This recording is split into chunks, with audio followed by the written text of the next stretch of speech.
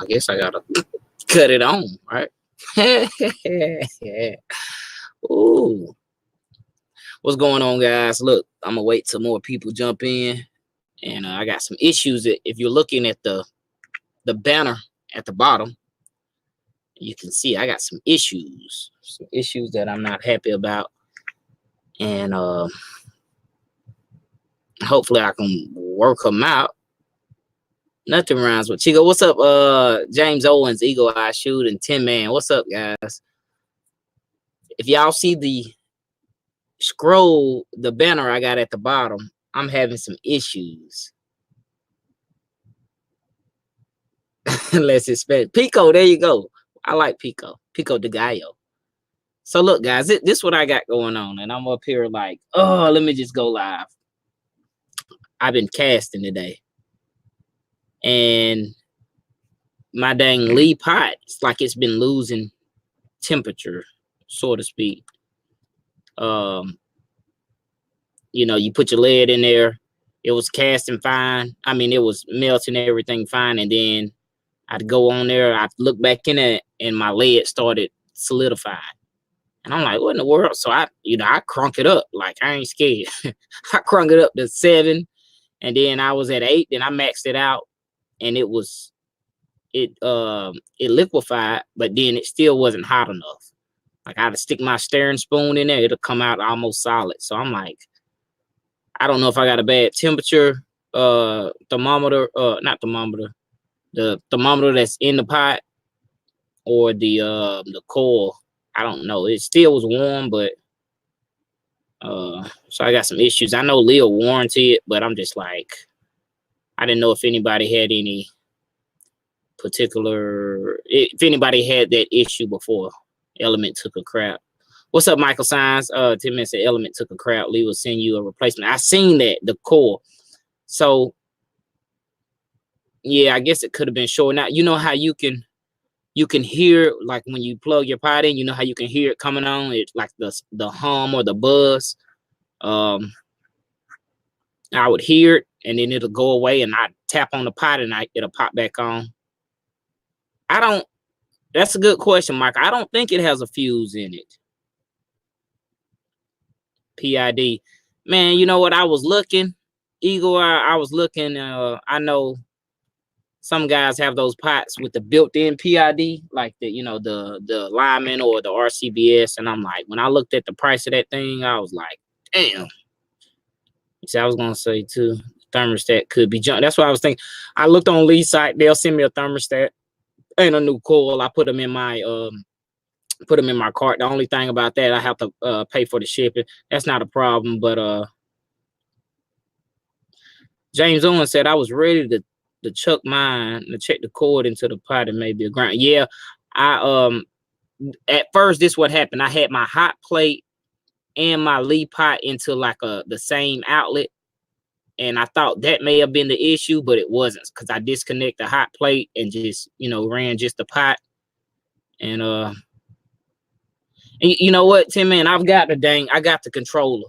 Let me show you, man. I just been so dang busy. I can do that soldering and stuff. I just never bought the rest of the stuff. I do have the controller for the PID, and this is straight off JRB's parts list. And I think I showed this on a maybe a Georgia Shooting Connection long time ago. I do have the controller. I just never bought the rest of the stuff and been so busy with work and single daddy life and stuff like that. But I wonder, I was thinking that would the PID would have saved it? I don't know if it would have. I'm thinking maybe I got, I'm not saying I got a bad one, but maybe I got one that had a short life on it. You know what I mean? Yeah, Michael Sines said it could be a bad connection, like a bad solder. Eagle Eye says no fuse. It's a core thermocoupler. They go bad. So you can tweak it by unraveling the coil 1 or 2 turns. I was in a groove, man. I was up here working, or trying to work this hollow point mode. And I'm like, I can't catch a break for nothing, because I was like, today would be a good day. I'm gonna heat this mold up and get it real hot. And for some reason, like the damn all my bullets were, were coming out wrinkled. And I started looking in the pot. I'm like, that damn lead is getting hard, So, and I was thinking, I was looking online to see if people were clean out their pot. And one guy was, I tried to clean all the lead out of it. I got just a little bit. I probably got a little bit of lead in there that's enough for like one bullet or two. And hey, Taco. So I was reading somewhere that a guy said he boiled his pot out, like he turned it off, let it cool all the way down, then put water in it, then turned it up. Yeah, I mean, then turned it on to clean it out, because they were saying the dross could get caught up in the spout. So let's see who else we got. He said no sir, didn't even need it all. That crimp connection's mine. Yes, PID still may not fix it unless you turn the dial to 10 and pretty much just bypass the thermostat. Yeah, Taco, I'm talking about, man, my Lee 420 pot. It's got like it comes and goes. The temperature, like it'll go up and then it'll go down. But it's my lead started to solidify today when I was casting. I was trying to cast those hollow points, and I know I had to get it hot, and I was having some issues. So I just I end up running the mold with without that hollow point mode, because I just wanted to get most, and I wanted to get most of the lead out. And James Owens, I did that. I did sweeten up the pot with some tin, and I thought that may have maybe fixed it. I don't know. But it ain't looking good. I'm about tempted to go buy one from like Cabela's and just take that one back. Say, hey, this thing don't work. Instead of, I know how to get around that shipping. Trust me, man. Yeah, I mean, it's cold down here today. Let me see what my garage say 57, but that's a lie, because I got this heater on right here. That's probably why it say 57 on my little thermometer up here. It says my indoor humidity is 16 though. So I started to do some powder coating. Let's see who else we got out there. We got James Owens, Eagle Eye Shooting, Full Lead Taco. And look, I don't know if I know Eagle Eye's probably at SHOT Show. And if anyone wants to join in, I ain't doing that. I'll probably be on here 30 minutes to an hour at the max. I posted the link in the side chat if y'all want to, if anyone wants to join. I ain't doing nothing.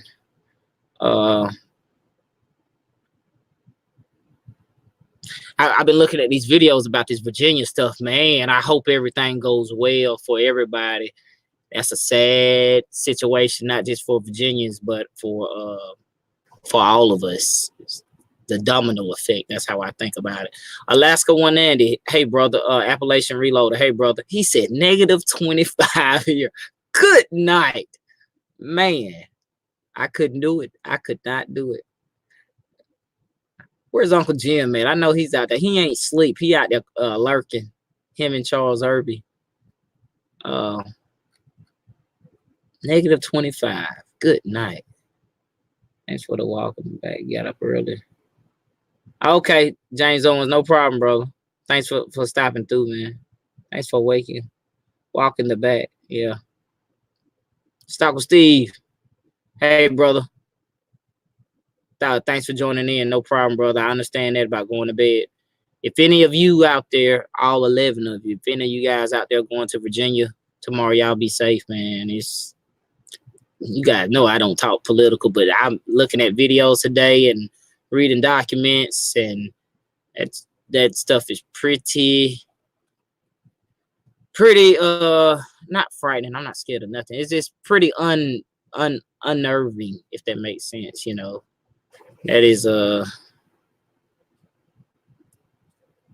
Michael Stein said he was doing videos today and just taking care of dad. Hey, I hope he's doing well, brother. It's cold here today. He said should 45-70.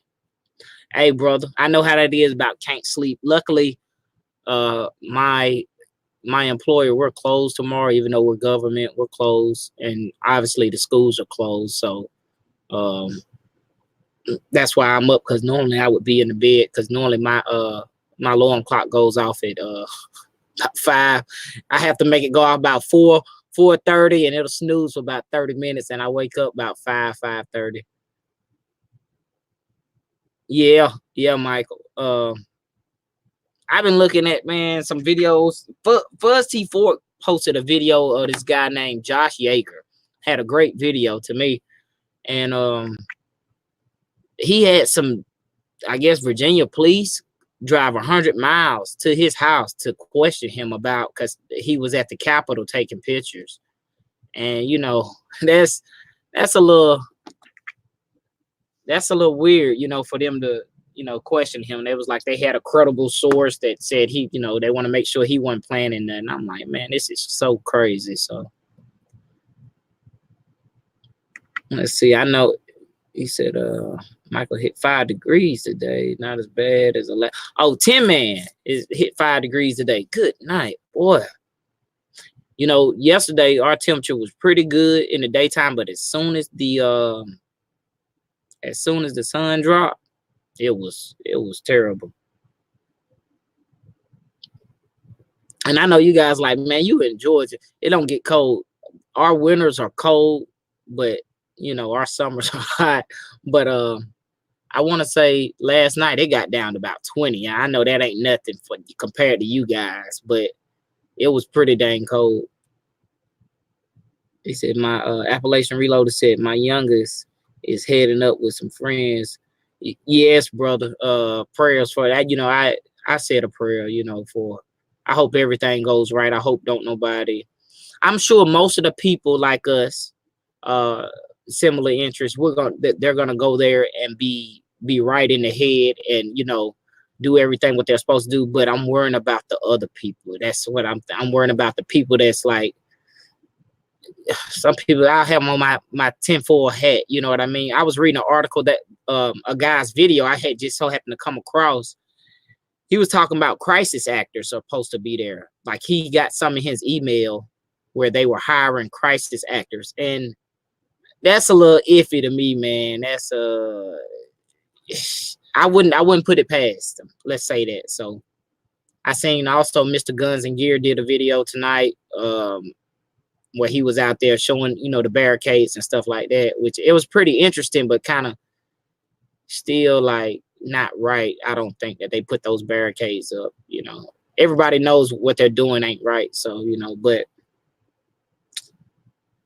that's the Eagle Eye Shooter said, nice. Meet up at Tin Man's house. No embarrassment. Shotgun in his basement toilet.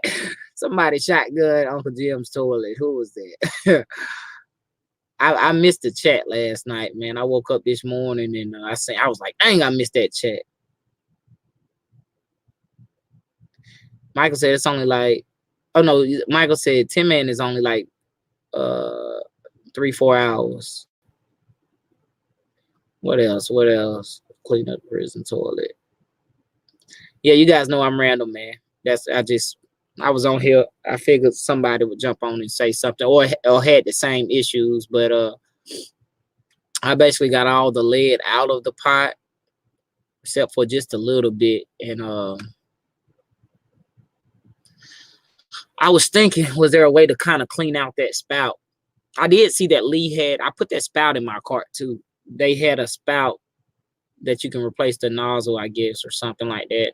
And only thing I could figure, because at first this what I noticed. At first my flow started getting less and less, and I was like, dang, this stuff must be clogged up or something. I got a little pick. Actually, I got I was going to say a Q-tip. I got a paper clip that's bent. I stick it up in there, and then I'll move the handle up when I got the paper clip up in there, and it'll kind of clean it out. But yeah, when I started noticing my lead started solidifying, I was like, man, I was thinking the same thing. Either the cord went out in it or the thermostat or something like that. NY Outcast, hey brother. Yeah, bro, keep your hand out the pot. Yeah, the pot be hot. It's like this. If you cash, you're gonna get burned. That's one way about it. It don't matter if you have gloves on or not. Something you're gonna get burned. Say 10 minutes said he polished his valve yesterday and it didn't help much. Didn't touch the spout. I have to use the paper clip every 4. Yeah.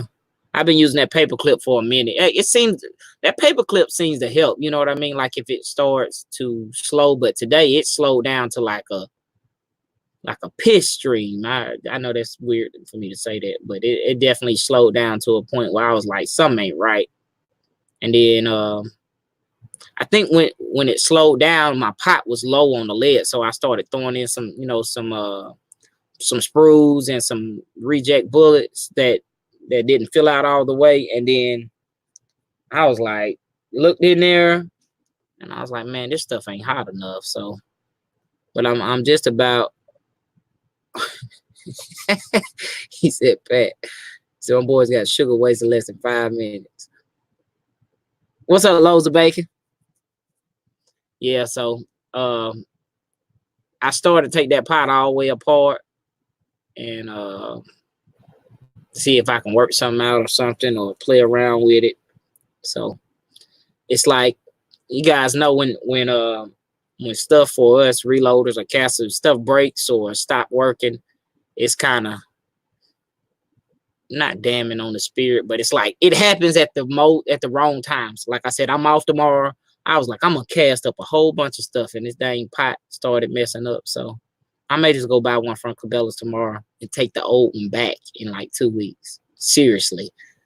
But I did see Lee said they will send me another, but I gotta wait 3 days or 4 or 5 days on those parts.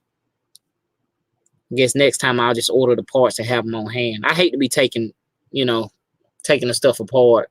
I think I bought it from Cabela's anyway. So, because I was checking my Amazon out today, I didn't see it in my Amazon account. So, I actually think Cabela's price match Amazon or Academy or something like that. Yeah, I look like probably Eagle Eye Shooting. Oh yeah, I'm gonna have to watch that podcast, Taco. I never get to comment on them things for some reason. I think I've tried to register before, but I can never comment on the actual podcast, like on the podcast on the Concealed Taco Dudes podcast website. Yeah, we got at least 2 guys that's out there gonna be in Vegas. Eagle Eye Shooting and Loads of Bacon. I think both of them. Well, I know Eagle Eye Shooting for sure. I think Bacon, are you out there in Vegas?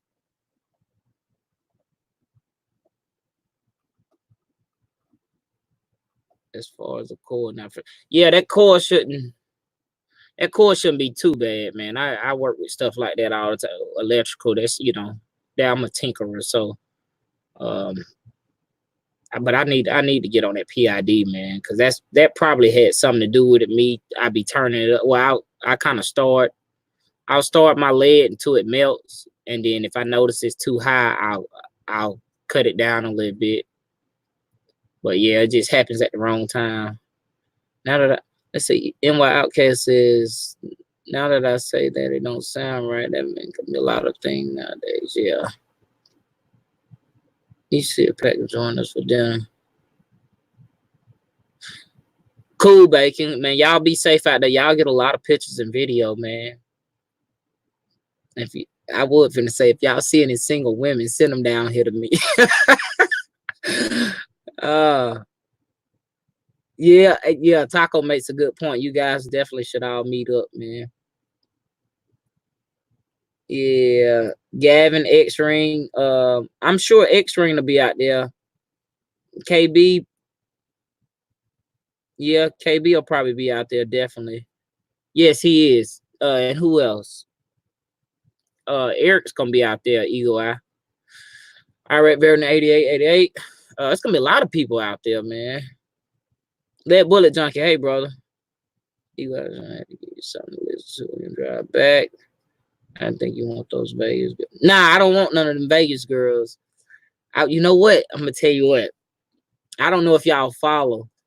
I follow this girl, Simpson Road Larry. Hey, brother, I follow this not this girl, this woman. She's gonna be at SHOT Show. I know. Ooh, she bad to the bone. I follow her on Instagram. I don't know if she's on YouTube. What's her name? Valita? Y'all know who I'm talking about. I'm gonna have to show you. Dang, what's her name? She's a hottie. Let's say that. I'm wondering if anybody gonna say her name yet. But I follow her on Instagram. Well, she's a gun. She can shoot. But I know she'll definitely be at SHOT Show. I'm just about sure. What's the other one? American Gun Chick will probably be out there. Yeah, James Paula. What's up, bro? That Chico give him some dirty loving. Yes. What's this girl name, man? If y'all don't know her, it ain't like she lacking on no followers neither, but she hot. Let's say that. Let's see who else, man. They got 13 people out there. Why y'all ain't sleep? Y'all ain't sleep. What's her damn name? Excuse my language. Valita, something like that. I don't know. So there are a lot of hotties that shit. Yeah, Michael. Let me see. I don't want to go over my time. StreamYard been docking people time. StreamYard cutting people off. Man, they gonna cut me off. I'll open up another account. For real. Let's see. Only midnight. Yeah. Taco said it's only midnight his time. Can't even think of her name now. Valita. That Vanalita. Lead Bullet Johnny said, my problem with all the gun chicks I made, they got a boyfriend or married. I don't play those. Yeah, man. My dang phone. It keep restarting, boy. These folks. I've been making comments on these Virginia videos. Maybe they done tapped into my phone because every time I'm logging in, they keep bumping me off. Oh Lord. Yeah, I feel you, Lead Bullet Junkie. Let's see what we got. 13 people here. Y'all see whoever just joined. Look, I got Lee 420 pot problems. My temperature is like erratic. It is coming and going. James Paula says it's only 2 where he at. Same thing for me, brother. Yep. My dang phone is acting real weird. Time to do a reset. Let's see. Oh yeah, they do, man. I'm trying to see. That's the thing. I'm trying to find one of them so I can get hooked up with all their gun supply, all they ammo. Yep, Simpson Road Larry. You like the 3rd or 4th person to say PID. So that's what I was asking. I wonder if the PID. I think mine it would have happened regardless. Like I said, maybe I got one that was on a. Yeah, maybe I got one that had a weak coil or something. Like my pot's never been banged around or nothing like that. But I guess the PID would keep me from adjusting the temperature with the dial, so that could have had something to do with it. So for you guys need to check out Kenny's Cast 3. Yeah, that was a nice video. That was a nice video, and I'm just about sure he was using that new camera. That was a nice video. I watched it like twice. I know I commented. The no peer pressure. Eagle Eye. I think damn, what was I gonna say? Ooh, when you get old, man, I start forgetting stuff. That's what I was gonna say. So I'm assuming, all right, I don't want to assume. I heard you was talking about, I guess, YouTube's new maybe algorithm. They are targeting certain words, even though we already knew that.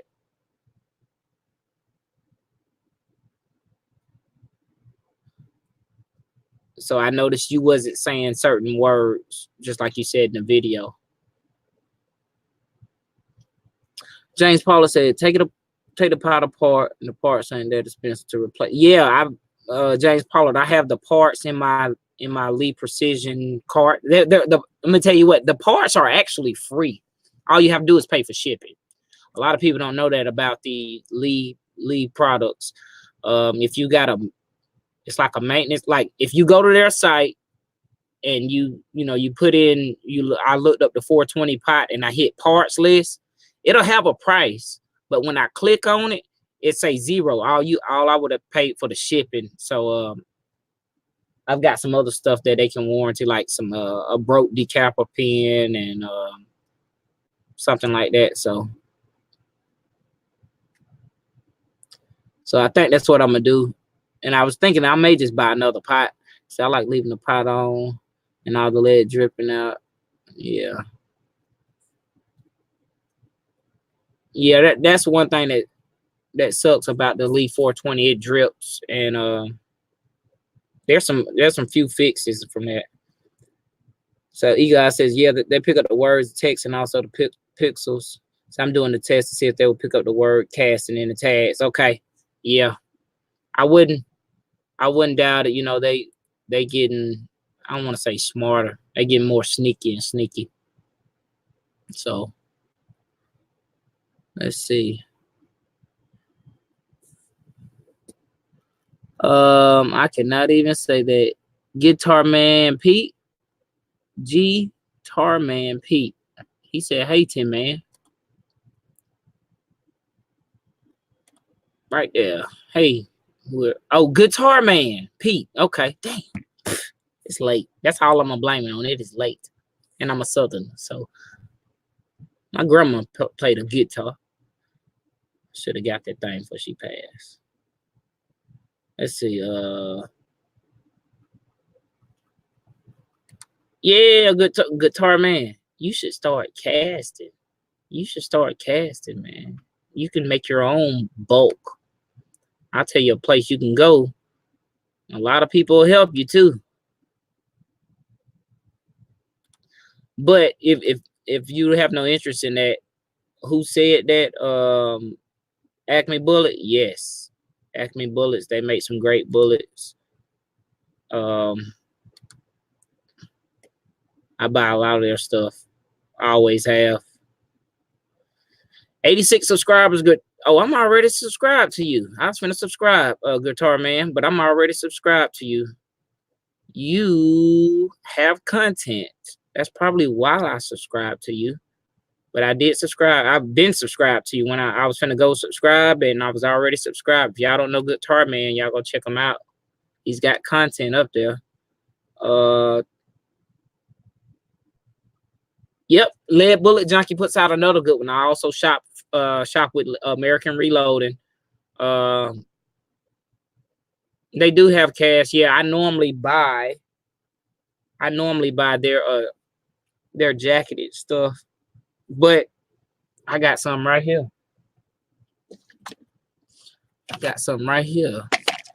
Ooh, it's another thing y'all need to check out. These my Georgia brothers. Freedom Loot. Ask Kenny, he'll tell you about it. These guys they got some good stuff. I need to get in contact with them. Them and ATF Hydrographics. Ooh, Guitar Man, this thing is heavy. Let me show you, brother. Yeah. American Reloading. These are 9mm, 125 grain round nose flat point FMJs. Whew, I think I bought 1,000 of them. That's about 500 right there. But them and Night Bacon, thanks for joining, brother. Like I had a guy that range asked about Acme Bullets. He said what they do. They said they fly real fast. Yeah, I got some of those, man. Those Acme.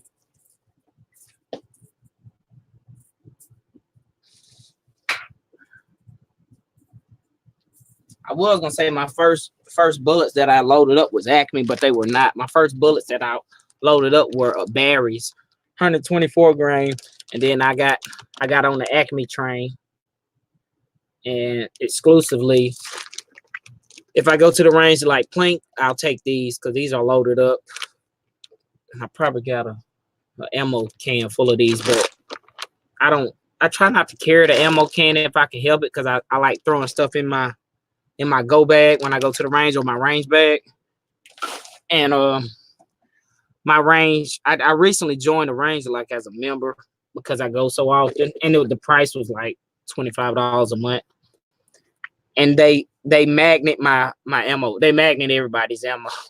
And the guy, don't you just love when people think they know what you shoot? So the guy was like, he said somebody said something about a link. He said, I don't even know how to hammer the computer. You know what? I don't know if y'all know, but anybody wants a link, I'll post it again. Did I miss something? I probably did. It's the same. No, okay, hold up. I did miss something.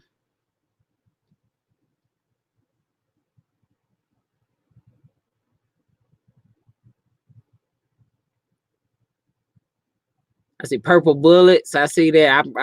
Okay, Taco. I put the link. Okay. I posted it in the side chat. There you go. Hey, brother. How's it going, man? It's going, man. I'm just up. Are you at work? I'm working from home right now. That's awesome, brother. That is awesome. Have you ever had any issue with? I know you use a 420 pot, or you used to use a 420 pot. Yeah, I used to have two 420 pots that I used to use, but my coworker, he wanted to get into casting, so I sold it to him cheap, and then I bought the Lyman after that. Very cool. Yeah, I seen that Lyman. Those Lymans are nice pots. They got the built-in PID, right? Yep. The only bad thing, well, there's a couple things I don't like about the Lymans. Is one, the spout sits down and further back, and so it's good if you like sit down when you're casting, but if you stand and cast like I do, then it's hard to like see the spout. So you have to like, I put mine on a couple 4x4 blocks and raise it up. So that's the one downside. And then the second downside is that the included mold guide is like super sucky. So it's made so that the width will only fit the Lyman and RCBS molds. Gotcha. So that's why originally I designed that little mold guide and that kind of stuff, was just to replace that for the Lyman. And then Al wanted to make it for the RCBS pot and the Lee pot, so we just kind of changed it all up. So made it compatible with all three pots. But the Lyman pot is really good. I like mine. You just have to swap out those two. Well, you just have to swap out the mold guide, and then you're good. Okay, so it is replaceable, or you can swap it out. That's good. Yeah, it's not bad to get out or to replace the old one. Yeah, I was watching a few of your videos today on them hollow point. I've been watching a few of them, so I was like, this morning I woke up, I was like, man, I'm a cast. I need to get this hollow point stuff down packed. And I was like, man, I'm gonna get this thing hot like I normally been doing. And what I did, I never smoke a mold, but I've been reading, and I see some people say either graphite the pen. I've got a graphite spray, and that's what I've been using. But today I was like, I wonder if I smoke the pens, would that help? So I smoked the pens, and the only thing about, because I never smoked the mold, the only thing about smoking, it makes it so ugly, and that's just my, it turns it so black, and I'm like, but I didn't get it on the mold, just on the pens. But and then my pot started losing temperature, so I was like, yeah, I got some issues. But I used to cast a lot when I first got it, like a lot, like every 2 days. So it's probably Uncle Jim said you guys smoking pot. No, I really like to. I mean, I know there's lots of guys who kind of poo-poo the idea of like smoking a mold, but I think that initial just smoking of it helps the oxidation process of the aluminum to build that little barrier. And I always it seems like when I take shortcuts from my normal process, I always regret it. And so I always just scrub the cavities out with the Dawn and hot water. And then I heat cycle them 3 to 4 times. And then I smoke them. And I get good bullets like really soon after I, Yeah. sometimes on the first or second pour, just perfect bullets. And I mean, you got to preheat the molds too. Oh yeah, yeah. I did all that, and I think it's a learning curve. That's all for me. And I noticed that with the NOE molds, I got to get them hotter, a lot hotter. If I'm comparing them to my dang Lee molds, that's no comparison. Just the aluminum is a lot thicker, I think. Yeah, it's thicker and it's a harder aluminum too. Right. But But yeah. but whenever it gets up to temperature, it casts. It's like when it gets up to temperature and give you good bullets, I don't want to stop. So yeah. Well, and one of the things, if you're working on heating up your mold, like if you've already preheated it but you're still getting wrinkled bullets, you can always pour a little bit extra sprue on the top, and that helps to heat the mold up. And especially if you're casting, say, like smaller bullets, so you have like a lower ratio of lead to aluminum, then throwing a little bit extra sprue on top helps maintain that mold temperature. gotcha. But I've got some that I did. I've even already powder coated them. And I think it took me. This was on the last time I powder coat. I mean, the last time I wonder if they'll show up because they're purple. Even though I don't know why they show up blue on my camera. it looks blue. It does, but this is that real like candy purple, and maybe it's just my dang lighting. But they did all right. And I got that. It's a Uncle Jim sent me some of those bullets. He called it the taco mode, but it's not. I think from looking at your videos and reading stuff, it's not actually a taco mold. It's just that's what Uncle Jim calls it. It's that Yeah, he calls it the taco mold just because he got it from me. right. But his is it's a 357 max bullet. It's a little bit heavier, I guess, 357 mag or 357 max, but I guess it shoots really well in like all of his guns and stuff. So yeah, he sent me some good. of it's 360 183 round flat. Okay. Yeah.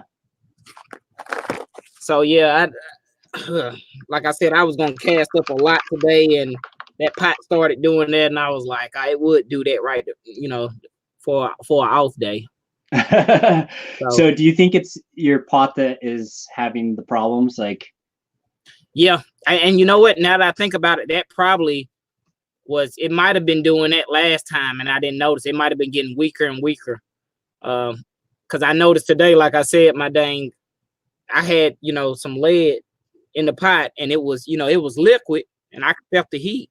And I started casting with my I've got another NOE mold for 9mm. It's like a 356 135 round flat, and those was even having problems. I was like, those should not be having problems, even though I heated the mold up on my hot plate.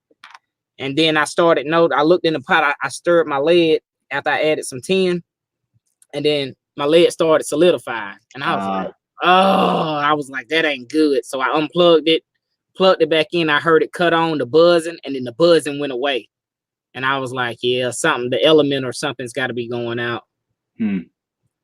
So yeah, it always happens like that.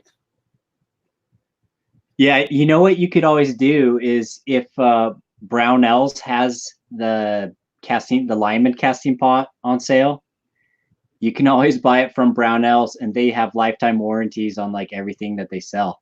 That's true. I need to check. I need to check my. I know I didn't buy it from Amazon, and I either bought it from Cabela's back when they were just Cabela's, or I bought it through either Midway or Brownells. I need to check my receipts from both of them, because I mean, I think at the time the average price back when I bought it was a couple years ago, at least probably maybe a year and a half. It probably was $80 or $90, but that's one thing I do like about Brownells. They got lifetime guarantee on all their stuff. Yeah. So we got Uncle Jim showed up. Hey, Uncle Jim said must have a bad element. My 420 is always between 4 and 5. And I cranked that thing up to 10 and it was like just barely liquid. So I knew I was like either the problem is with the thermometer or the whatever controls the heat in there or the coil. So do you happen to have a lead thermometer? I do. So did you have that in the pot to see how the temperature was? I didn't even drop it in because it solidified so quick. Like when I stuck my spoon in there, like my draw spoon, when I stuck it in there, the lead stuck to the spoon, and I was like, something ain't right. So I unplugged it for like 5 minutes, plugged it back in, and I heard it cut on, and it started liquefying again. And then after that, I took a steel mold and ran all the lead out of it in the steel mold. Like I put down the hollow point mode because I was like, this is too hard for some reason. I was like, just because I know the hollow point mode's got to be, everything's got to be hot. The pin's got to be hot. Yeah. There's got to be at least a correct temperature. So I know my steel molds, my Lyman steel molds, it's only a 2 cavity, and it don't take much to get those good bullets out of there. So I ran all the lead out of it, and I think I'm gonna take it apart and make sure everything's connected. But I've never dropped it or hit it or nothing like that. So I know stuff wears out. The way they build stuff now is not like they used to build it. Let's say that. So. Yeah, my old RCBS pot, the Pro Melt, that thing is built. Well, it was built in America, Right. So it's built really nice. I can tell that the Lyman one is built in China, but it works pretty good, at least for now. But I feel like that first gen RCBS Pro Melt is gonna last like forever. I think what's his name? Dave Thorzax. He's been using his RCBS pot like forever. So yeah, and I know I want to say a new guy who's on TRN. He's got a nice channel. He uses that. I want to say it's the green one, RCBS. What is his name? He builds a lot of like what they call it, not demographics. It's something. It's like the bullet where it shows you the bullet, the powder, the case. It's a like those one things that are like the anatomy of the pew or something. Correct. Yeah. Yeah. And I seen a video he had where he I think he had an RCBS pot. Yeah, and then like Uncle Jim was saying, or was it Uncle Jim or no, Tin Man was saying that Georgia Boy has the Gen 2 RCBS pot, Pro Melt. Pro Melt, yeah. Oh yeah, he won that one when he won that the Taco Apocalypse. Yeah, Mike Green won the sub 2000, and then Jamie won the Mauser or the Mosin. Which one? Mauser. Yeah. I get those mixed up. Yeah, I need to do another like something. I mean, I think I just hit 5,000 subs recently and stuff, but well, congratulations. YouTube finally deleted my Taco Apocalypse video. I was wondering how long they'd leave it there. Oh wow. Yeah, but I don't know. It's just stupid. I mean, come on. I'm like melting lead over a rocket stove, and yeah, I don't know, whatever. That's crazy. Yeah, I know. So that'll show up on your lost tape somewhere, maybe. Yeah, I need to do that one because that was a cool video. Yeah, I like watching a lot of guys' videos. Ozark had a funny one. I like that. Oh yeah, he got like, didn't he get burned? When he was casting or something? I think he did, but he did everything right. He ended up using a slingshot, I think, to shoot the face or something. Yeah, he put the powder coat in the oven and everything melted. Yeah. Like it was like a failure. Yeah, one of the cool videos that someone did was I can't remember who it was. He made a powder coating oven over his toolbox, wasn't it? who Did he make the powder coat oven out of a out of toolbox? a toolbox. Yeah. Yeah, that was like totally awesome. He brought it up to like 400 degrees and everything, but he had that on top of his rocket stove, and I mean that was freaking awesome. And he passed, I think 458 SOCOM in that video. Yeah, he did. He did. Yeah, that was a nice. I can't even think of it who it is now. But that was cool just to see, like, you know, that challenge, just to see how everybody did things differently. And Georgia boy, he totally he did a Dutch oven, Yep, in the like woods.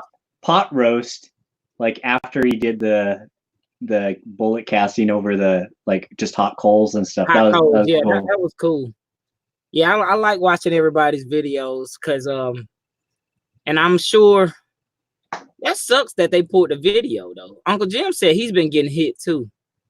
Yeah, I think it's Uncle Jim hit the 1,000 subscriber mark, and so I think there's certain things like if you hit 1,000 subscribers and then so your channel's a little bit bigger, and then that little whatchamacallit algorithm kicks in, and anything that says like casting or making ammo or making bullets or that kind of stuff, I think it grabs those and filters them, or flags them, or whatever you call it. Yeah, that just sucks. It definitely does. I could see that happening. After going, you know, hitting so many views or subscribers. I say should have used a coat hang on the drill like Willie. Eagle Eye says. Tin Man says he started reloading right after the taco apocalypse. Yeah, that was a great. Do you know how many entries that was?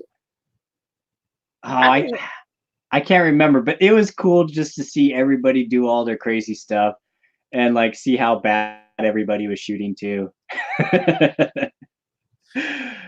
Like, yeah, Tin Man, I seen that. I was wondering about that. He said he titled his video today 9mm start to finish. I've got a video it ain't been really like hit, and it's 9mm versus a car. If y'all ever seen that car with all the brass in it at the job, you know, guys know I work for the local government, so I deal with a lot of their vehicles, and they have their training cars, so to speak, and they're filled with brass. And I go through there, you know, like before we get ready to sell them, I go through and pull up the back seat, and it's just like brass everywhere, but it's like 9mm. Now you haven't been hit with anything, have you? Not yet. And I'm expecting, because a lot of my stuff is titled exactly what it is, like first time caster. Oh man, if I did one that says like casting in it, it would just boom. They're like they're on to me, man. They deleted my 500 mag 350 grain cast bullet load video and that taco apocalypse, but I don't know. I think I'm up to 30 videos that they've deleted, which sucks. Yep, no keywords, no description. I'm wondering if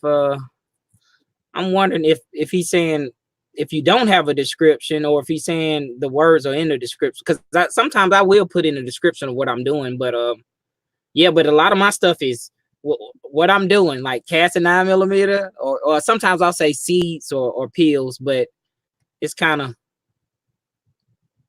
yeah, I haven't been hit, but you know, I have had a lot of thumbs downs on my videos sometimes, like to each his own. Yeah, I mean, you're always going to get some thumbs downs. At least with like the smaller community, you don't get the stupid comments. I get like all these stupid comments, and it's like, I don't know. I'll tell people, I got a comment one time, and I posted on my Instagram. I screenshot it, and when I first got my Rossi, I did like an intro video. It's nothing. It was like 28 seconds long, and I'm just playing some music. I forget what music I play. Like we will rock you. Just the chorus, the instrumental. and a guy got on there and he was like, I just wasted 30 seconds of my life. And it's not even a decent review. And I was like, dude, the video is 28 seconds. Are you expecting to get a review in 28 seconds? I said, you must be a Democrat. I said, thanks for watching, and I think he deleted his comment, but it's like, come on, man. It's not. I just said the title of the video said Rossi 357. It's like it's 28 seconds long. I'm just showing my new purchase. It's like, dude was like, yeah, and even a decent review. I'm like, you saw what Ozark Spirit got from the local shop over here, right? Yeah, he got a Rossi like mine. Yeah, and actually, I got a Rossi like yours. So yeah, I got those same Rossis. And yours the 20-inch or the 16? It is a 20-inch. And you know what? Before I got that, we've got a website down here that's called like Outdoor Trader, and it may be in other states, but we've got one down here in Georgia, sort of like Arms List, but it's a little more, I think, a lot better. And I missed one of the trapper ones, the 16-inch barrel one. I missed that one. Someone had one for like, I think $500, or I think Georgia Boy sent me the link to it, and I should have jumped on because I wouldn't mind having a little 16-inch one. Yeah, the 16 is really fun. It like swings fast, so I don't know. I have a 16-inch 45 Colt and 44 mag. Well, and then another one 45 Colt that is my wife's, and those are really fun. Like when did you see on the video when we were doing those little duels on the dueling tree? Mm-hmm. Dude, that is like the funnest shooting that I do, is just lever gun duels on a dueling tree. I love it. Now, how the 45 Colt you have, is it also a Rossi? Yeah, I've got two Rossi 92s in 45 Colt. Well, no, okay. I have that little oddball one that was the mare's leg, the ranch hand, that's what they call it. And that's in 45 Colt also. So I guess I got 3 Rossies in 45 Colt. My coworker has a Rossi in 45 Colt, and I may try to finagle it out of him. Like, man, you don't need that thing. You can't buy no ammo for it, man. Because I've told only one of my coworkers that I reload. I try to keep that real minimal because it's not typical, And like none of them, to my knowledge, know that I got a YouTube, which is great. Well, I had a coworker, and he was first getting into 458 SOCOM because I was doing it, and he was asking, like, he was searching online for the prices of ammo, and then he was asking how much I reload it for, and then he actually came to me and he's like, okay, how about this? I'll buy all this brass and lead and powder and primers and stuff. You reload it for me, and then you keep half. Oh, that's a deal. And I said, are you sure, man? That sounds like a ripoff. I mean, not a good deal for you. And he said, well, even with me giving half the ammo to you, it's still like way cheaper than buying factory ammo. Yeah. So is that 458 SOCOM? Yeah. Oh yeah. And so I ended up doing the deal with him, but I didn't take like 50%. This seemed too high. So I just kept, like, I don't know, a quarter of the stuff that I loaded, and he got the rest. But yeah, that's cool, because somebody like that they'd have to buy the equipment. They would have to learn how to do it, and then I mean it is an initial investment, sort of, but like me, I kind of knew I was gonna like reloading and casting. I kind of knew that I was. I've always been a tinkerer. I used to build model cars and stuff like that. So it's like the fine details I enjoy. So yeah. So Michael Sines says he wants a lever gun and 45 Colt, but it'll probably be a 73 Winchester or clone. That'll be nice. Yeah, the 73s are nice. I kind of I don't know. I really like the 92 action. It just seems once you break it in, it's really smooth the whole way forward and back. Like the Marlins, they have more, the initial push of the lever takes more effort, and then when you know bring it back, it's fine. But just that initial first break of the lever is just heavier, and the 92s seem more, I don't know, just smooth the whole way. Yeah, my 92 since I polished some interference areas, it feels a lot better. I got to take it out to shoot. I'm gonna load up some of these right here, some of these wad cutters. I don't know why that stuff is blue. Everybody know this powder coat is purple. It is purple. But I'm luckily I got these to chamber no problem. I mean, feed in my Rossi. And some people that's surprising that it does feed and chamber. And that was in a 357 case. And a 38. I did. See, it did 38. Did it too? At first, I only did 357, and then when I started getting comments that people was like, "That's interesting." That or somebody said, you know, you got them to chamber or feed, and I was like, well, you know what? Let me take one and put them in the 38 case, and I did them both short and long. Yeah, I did them both short and long, like short like this. Let's see if that shows. Yeah, and it chambered no problem. And I did them even long, like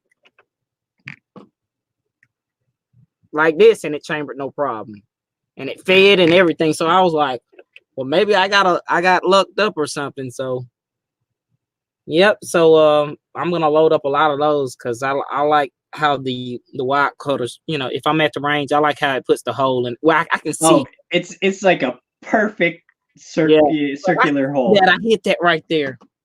So. Yep. So then I'm enjoying this Rossi. I'm liking that, but I didn't mess with any springs or nothing like that. And a lot of people were saying, even I think James Pollard was out there. He said, "Don't mess with that." What'd you say, James? He said, "Don't mess with that hammer spring." He said, "You'll regret it or something." And I was like, "Tell me why. Just let me know why. I'm not questioning. I just want to know why." And I think he said light primer strikes. So I said, "I appreciate it. I'm not gonna mess with that." I was thinking about the ejector spring because people were saying if you replace that ejector spring with a lighter spring, or you know, it'll put the brass right on the table. As far as like when I eject mine, it throws it right over my head sometimes, depending on how hard I rack it. So Tin Man was asking if I saw Uncle Jim's video, and I haven't seen it yet, so I'll have to check that out. Yeah, me too. Got Cranky Cletus out there, Lead Bullet Junkie. Tin Man Eagle Eye said, "How long did it take for you to powder coat those bullets?" I was thinking the same thing. I got a confession too. Taco, do you stand your bullets up when you powder coat? Only if it's for show, because okay, I don't know. The little boogers don't bother me, especially if I'm making plinking ammo. You know. I got you. But for the last 2 days, I've been standing bullets up, and they look pretty, but I'm like, I don't think I can do this. Yeah, they look amazing when you stand them up, but I don't know, man. It takes so long to just take them and stand them up. Do you do the gloved method where you get some powder coat on your gloves and then just use your fingers? I have done it like that, but I used to. This is weird. People were like, huh?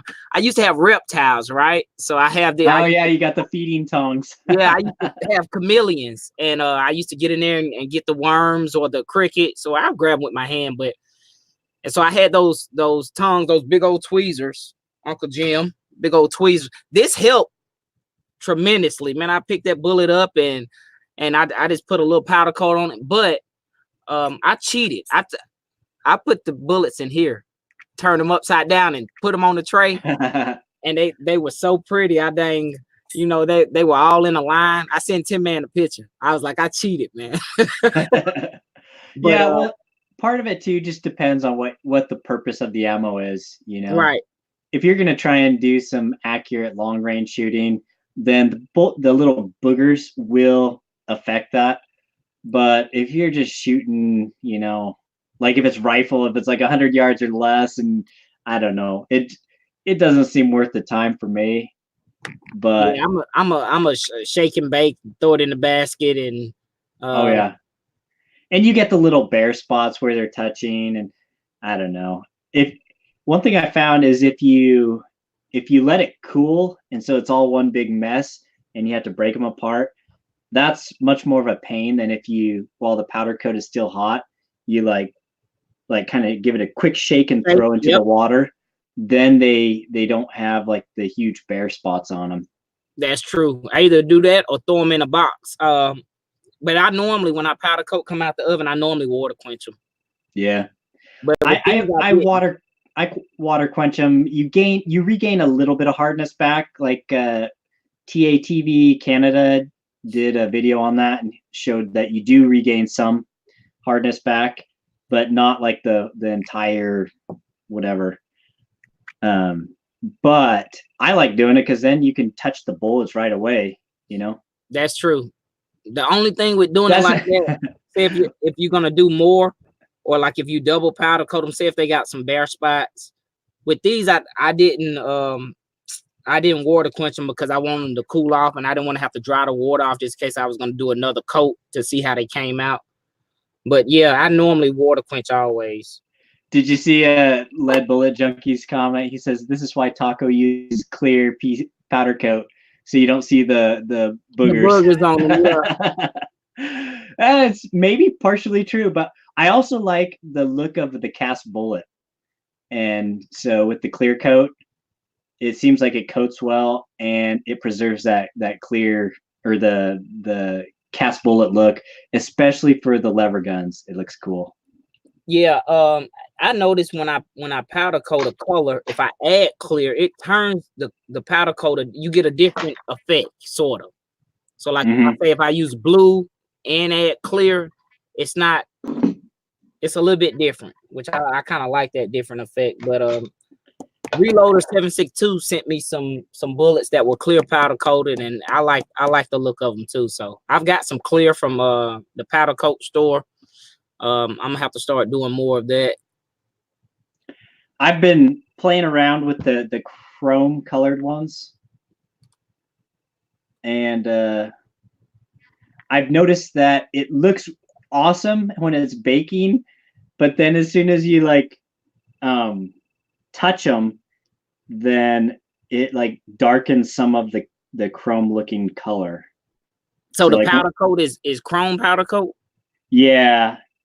And it looks, like I said, it looks amazing when you're first baking them and stuff, and they just look perfect. But every part where, like, if you size it, then it turns dark and stuff. Gotcha. And I don't know. It's all right. But yeah. Your man said he found a glitter powder coat that's meant to be a top coat.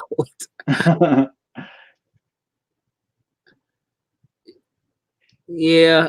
Eagle Eye, he says bake them. You know what? Reloader, that guy's got a lot of good information. Reloader 762. He doesn't do videos, but he's on blogs, a lot of blogs. He's on Kenny's blog, on Kenny's new site.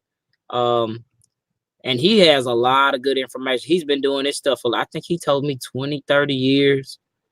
And he was telling me about how to like temper your bullets. But it was it was something along the line, like Kenny saying, like you bake them for an hour or something like that, and it brings, I guess, the Bernil hardness back in them, or it was weird. But yeah, they call it heat treating. There it is. The bullets, and that's a good way to get your hardness back up. But I don't know. A lot of times I'm too lazy because I just want I don't know. I don't really. You want them now. Yeah, man. My bullets. I don't want to wait. I mean, even how I lube my cases, I don't use like the lanolin spray because you have to wait for it to dry. I just use my gloved hands with the what do you call it? The Hornady Unique. The Hornady Unique, and I can just lube them right then, size them, get it done, and move on to the next thing. Yeah, I agree. Everything has a purpose. Like when I first started, the first time I did my 308 reloads, that's what I did. I did the Hornady Unique and just put them on my glove, and I probably only did 5 rounds, so I did them individually anyway. But because I wanted to, to size them and then load them up right then. I didn't want to have to wait for it to dry and clean out the inside of the case and stuff. Yeah. So here's a cartridge I need to do some playing with. Well, a little bit more. This is the, I don't know if you can. Oh, it did focus. Oh, for a second. 45 Win Mag. 45 Win Mag. Wow. Yeah, so it's like a 45 ACP, just extended a little bit longer. But I have this old, what brand is that? Oh, I think it's like a Lar Grizzly. But anyways, it's like a 1911 that's just extra big. Can you turn that bullet to the side so they can see it? Yeah, it is like a 45 Super or something, right? Yeah, it's just an extended 45 ACP. They used to make a couple of there's this one guy who did some conversions on M1 carbines and did them in 45 Win Mag.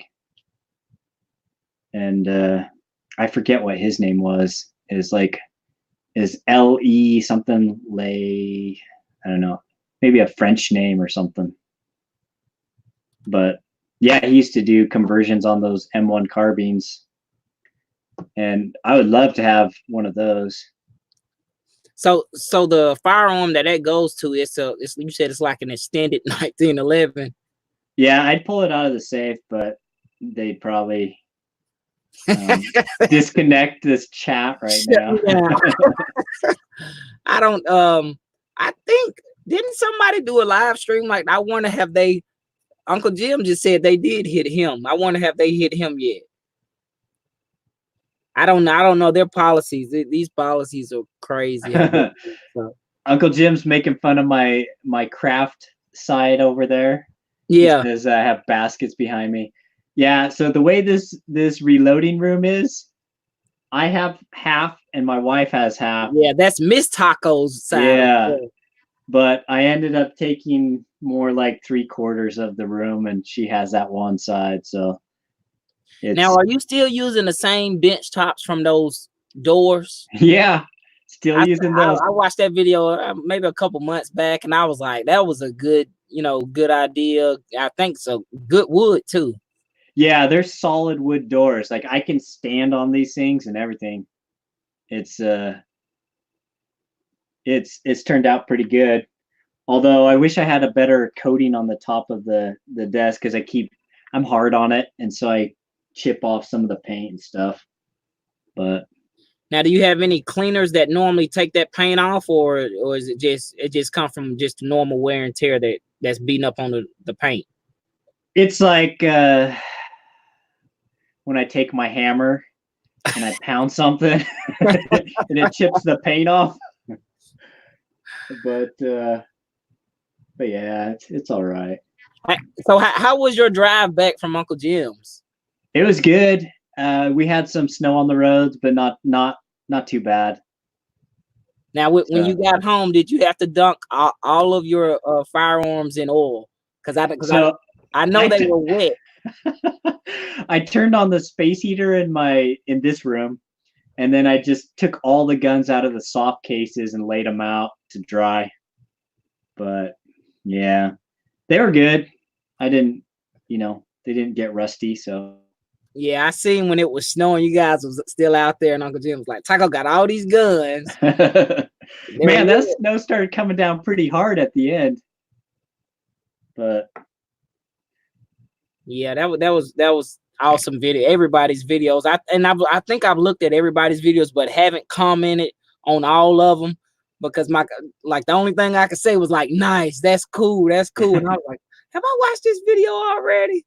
because he got the same video from a different angle, just from somebody else's perspective. So, but and it was funny because one guy would be shooting a gun, and then there's like 5 other guys with their cameras following him, and it's like, oh geez.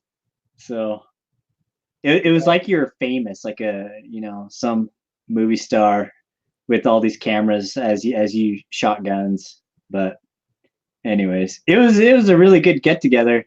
It'd be cool to do some like regional get togethers, Oh yeah, I know they were talking about that before. We've thought about it, and even talked about it in different places.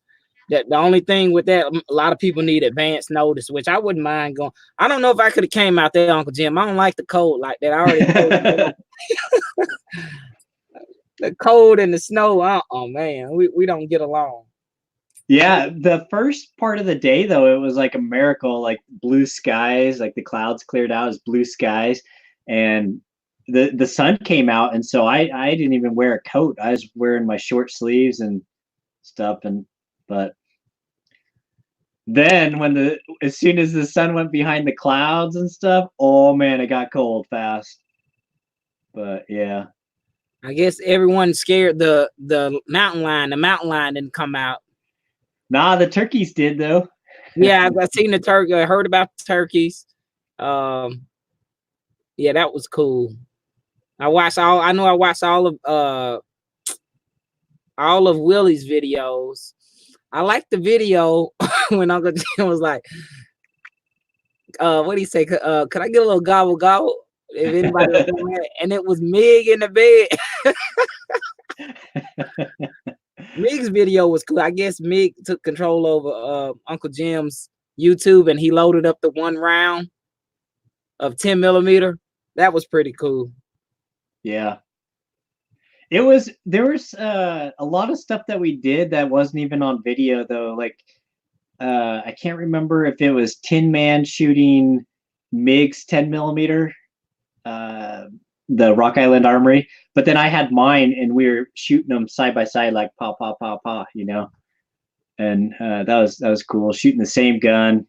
But yeah, Tin Man says we murdered Uncle Jim's bullet trap that blew that thing up. Uncle Jim's gonna be happy when he goes out there to reclaim all that lead. And the brass, man, there's brass flying in the snow, but it like melts the snow and it goes down and then it disappears.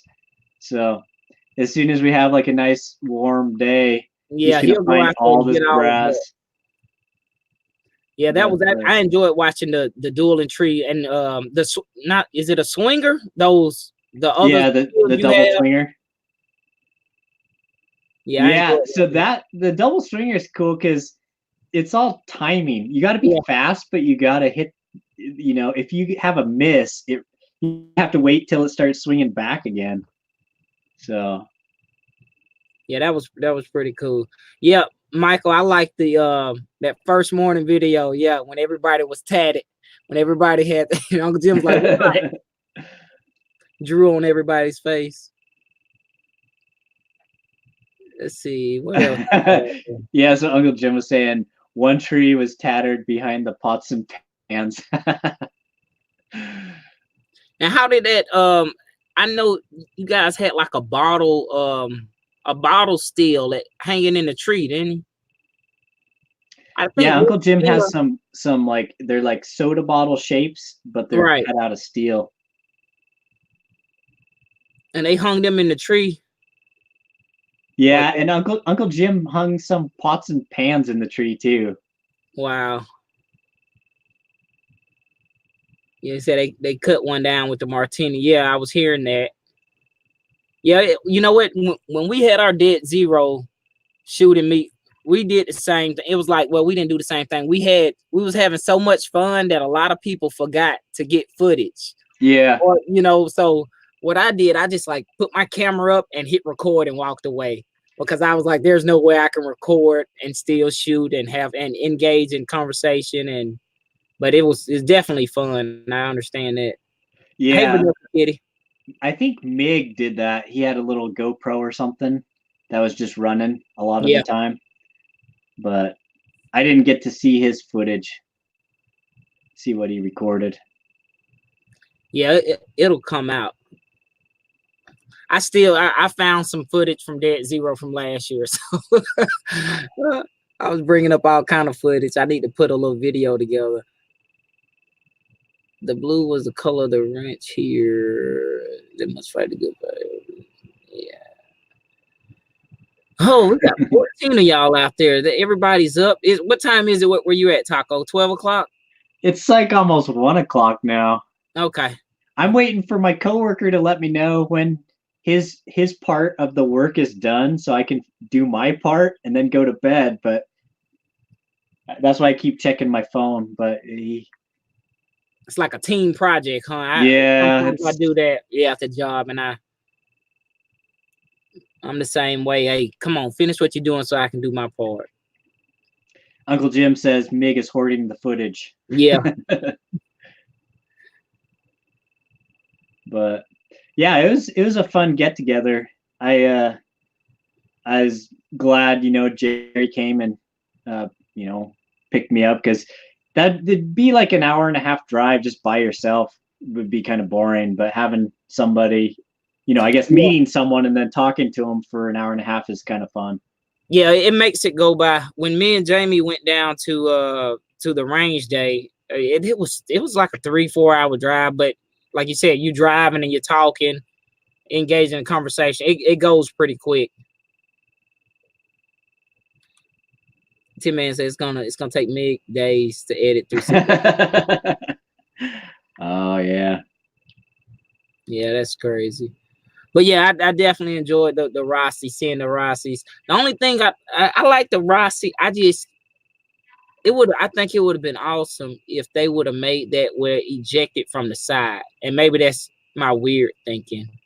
But isn't that a different model lever gun that does that? Like the Rossi 92 is based off of the Marlin ejects from the side. Right. And then the Rossi ejects from the top. Right. But what's funny is, and I didn't include it in my video, but so I brought my Swiss straight pull rifle, and I was just telling Ozark as he was shooting, I said, yeah, if you keep it shouldered when you yank that back, it'll flip it right over your head. But if you drop it down and pull it, it's going to hit your face. And so he does it right one time, and then the next shot he pulls it back and it hits him right in the face. Wow. But yeah, the other gun that does that is the Desert Eagle. I kind of hate shooting that sometimes because it'll kick the brass like straight back, and sometimes it'll hit me like right in the face. But and that's a 50 cal brass, and I've done like a little moon cut right on my nose, just from the brass hitting me straight back. But wow. I don't know. It's one of those guns that I have that I like to shoot it every once in a while, but usually it's the other people who want to shoot it because they've never shot it before. So I keep it around. But I did get an AR-15 built in 50 Action Express, which is kind of cool. I need to take it out and test it out. But I kind of have that weird habit of trying to make like guns or rifles and pistols with matching calibers. And so I figured I had a pistol with in chambered in 50 Action Express, so I would do a rifle. But I don't know. Maybe it's kind of pointless, but that'll be so is that something you're working on now? A rifle chambered in that same caliber? Yeah, I haven't built, and I've function tested it as far as like feeding, and I haven't fired any live rounds in it yet. But yeah. Now would that be like a bolt action? It's an AR-15. Okay. Yeah. For some reason I was thinking about your bolt action, the chopped off one. What is that one? Wait, sorry, say it again. I was reading Tin Man's comment. He was saying turn it sideways. Oh yeah, I seen it. Shoot the Desert Eagle sideways. And the brass won't hit you. You got that AR-15 bolt action, the one that you cut off. Oh, the little yeah. That's kind of a fun little plinker. It's funner with the 50 Beowulf. Okay. I built two. I did one in 300 Blackout and one in 50 Beowulf. And the 50 Beowulf, it's just fun shooting the. I was shooting 600 grain bullets subsonic with a suppressor in that, and you're just, boom, boom. That was kind of fun. But yeah, I've had a casing in the face a couple times too. It's not fun. I've had one go down my shirt while I was shooting. It's like you gotta hold on. It's like you don't want to sweep nobody. It happens. I think Ozark had one that went down a shirt too when he was shooting one of the handguns. Let's see what else. Who's out there? We still got 16 people. Oh my gosh. What time is it over where you're at? It's 2:55 a.m. When I took a long nap. Just actually woke up. This morning it was Sunday actually. Well, yesterday morning, and I woke up and I thought I had to be to work, and I only work Monday through Friday, and for some reason I got my days mixed up. So I woke up like 5:30, and I was like, oh man, I'm gonna be late. And I ran by the clock, and I was like, oh, it's Sunday. I was like, man. So I laid back down, and I woke up like 8 in the morning. And normally my son's up on the weekend like clockwork. But during the school week, it takes him forever to get up. But on the weekend, it's like he's up like he's supposed to be going to school. So I ended up having an extra long nap. So I think when I finally woke up, it was like 2 o'clock, and then I started casting. And so I had a little extra time. So and then I'm off tomorrow because of the holiday. So yeah, I do random chat sometimes, Taco. It's random. I just knew I knew if I do a chat, Uncle Jim would show up. He said naps are good. Yeah, I've noticed Uncle Jim, and I'm young, but still in my older age, naps are very good. So yeah. Yeah, I'm supposed to go shooting tomorrow too.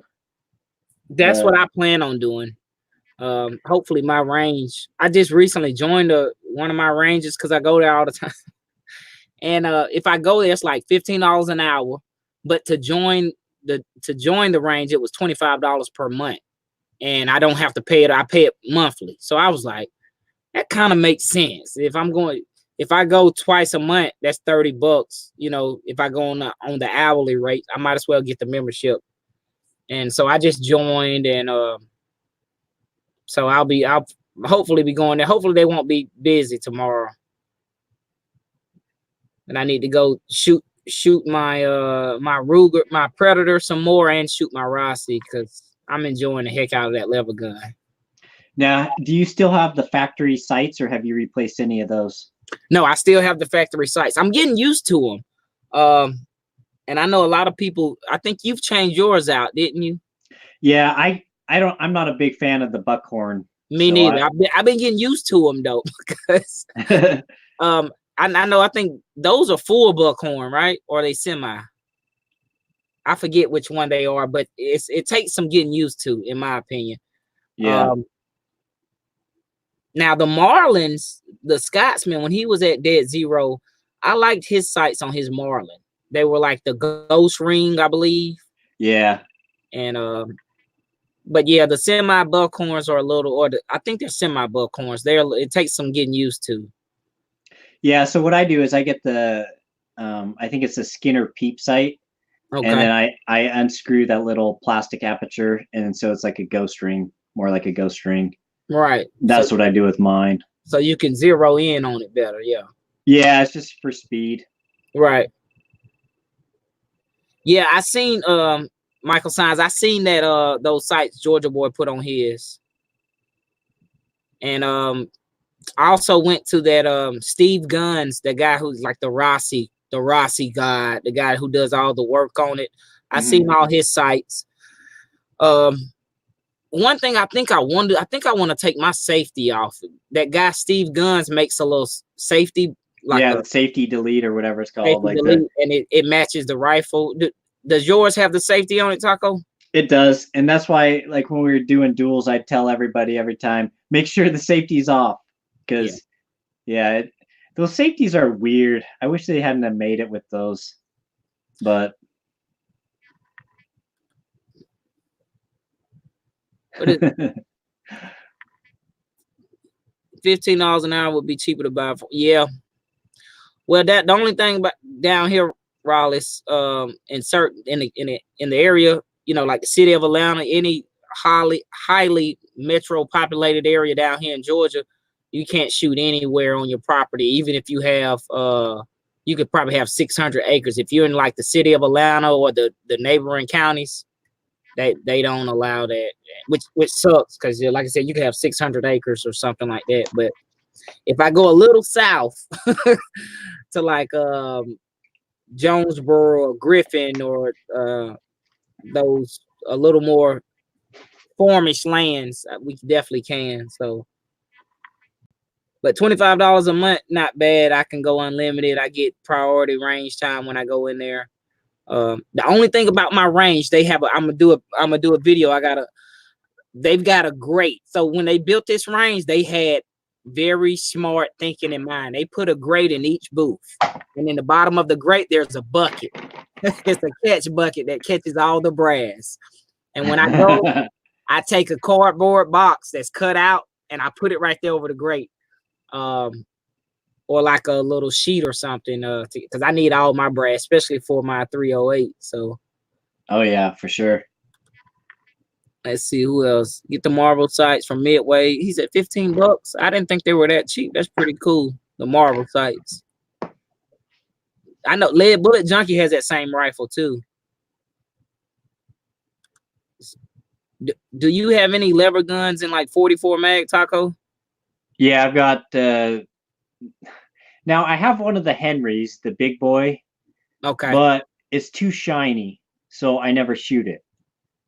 Like, I'm always afraid of getting a scratch on it because it looks too pretty. So that was what I bought first, and then I ended up buying a Rossi in 44 mag also, so that I could, throw it in the truck. It could get dinged up, scratched up, and it's like I don't feel bad. So is the Henry? Is it the gold edition one? Yeah, it's the brass receiver and Right. looks fancy, and it's really smooth. But I also don't like how you have to put your fingers over the muzzle when you're like taking out the tube, like when you're the tube to load and everything. And you can't top it off like the Rossies. You just throw a couple in. I have a Henry 22, and I bought that used, and that thing is like butter. And I thought it was butter because it was used, and I found out brand new out the box they're like butter. The Henrys. Yeah. I love that thing. I don't like. That's why I didn't buy Henry in 357, because I'm the same way. I don't like the tube on something like that. Bigger bore rifles or calibers rather. Yeah. Oh, I was gonna say you can always get a rear like peep sight that goes into the safety hole. So it gives you a little bit more sight radius. Okay. Now does that have to be drilled or something, or no? It goes into take out the safety plug or something. Mm-hmm. Yeah. When I first when I took that gun apart, I had a squib in it. No, I didn't. I had a squib. The squib I was able to push out, but one day I started slugging my barrel, and somehow I got the slug stuck, and so I was like, let me just take it apart because I didn't want to beat up on the wood. So I took the stock off, and I was like, you know what? I need to take the bolt out, but I knew it was going to be a pain just because Georgia Boy told me, it was like, the Rossies are a pain to take apart. And I was like, well, I need to do it because it's my gun. I need to learn how to do it. And the first time I did it, it sucked. And I did it the next day after I put it back together. I did it again. It was a lot easier. So I just barely took apart my Ruger Mark III 22 pistol. Holy crap, that was a pain in the butt. Yeah, I heard about those. I think Kyle told me he has one, and it was a pain. I mean, in the past I've just taken like the action cleaner spray. You lock it open and just spray it in and have it drain out the bottom.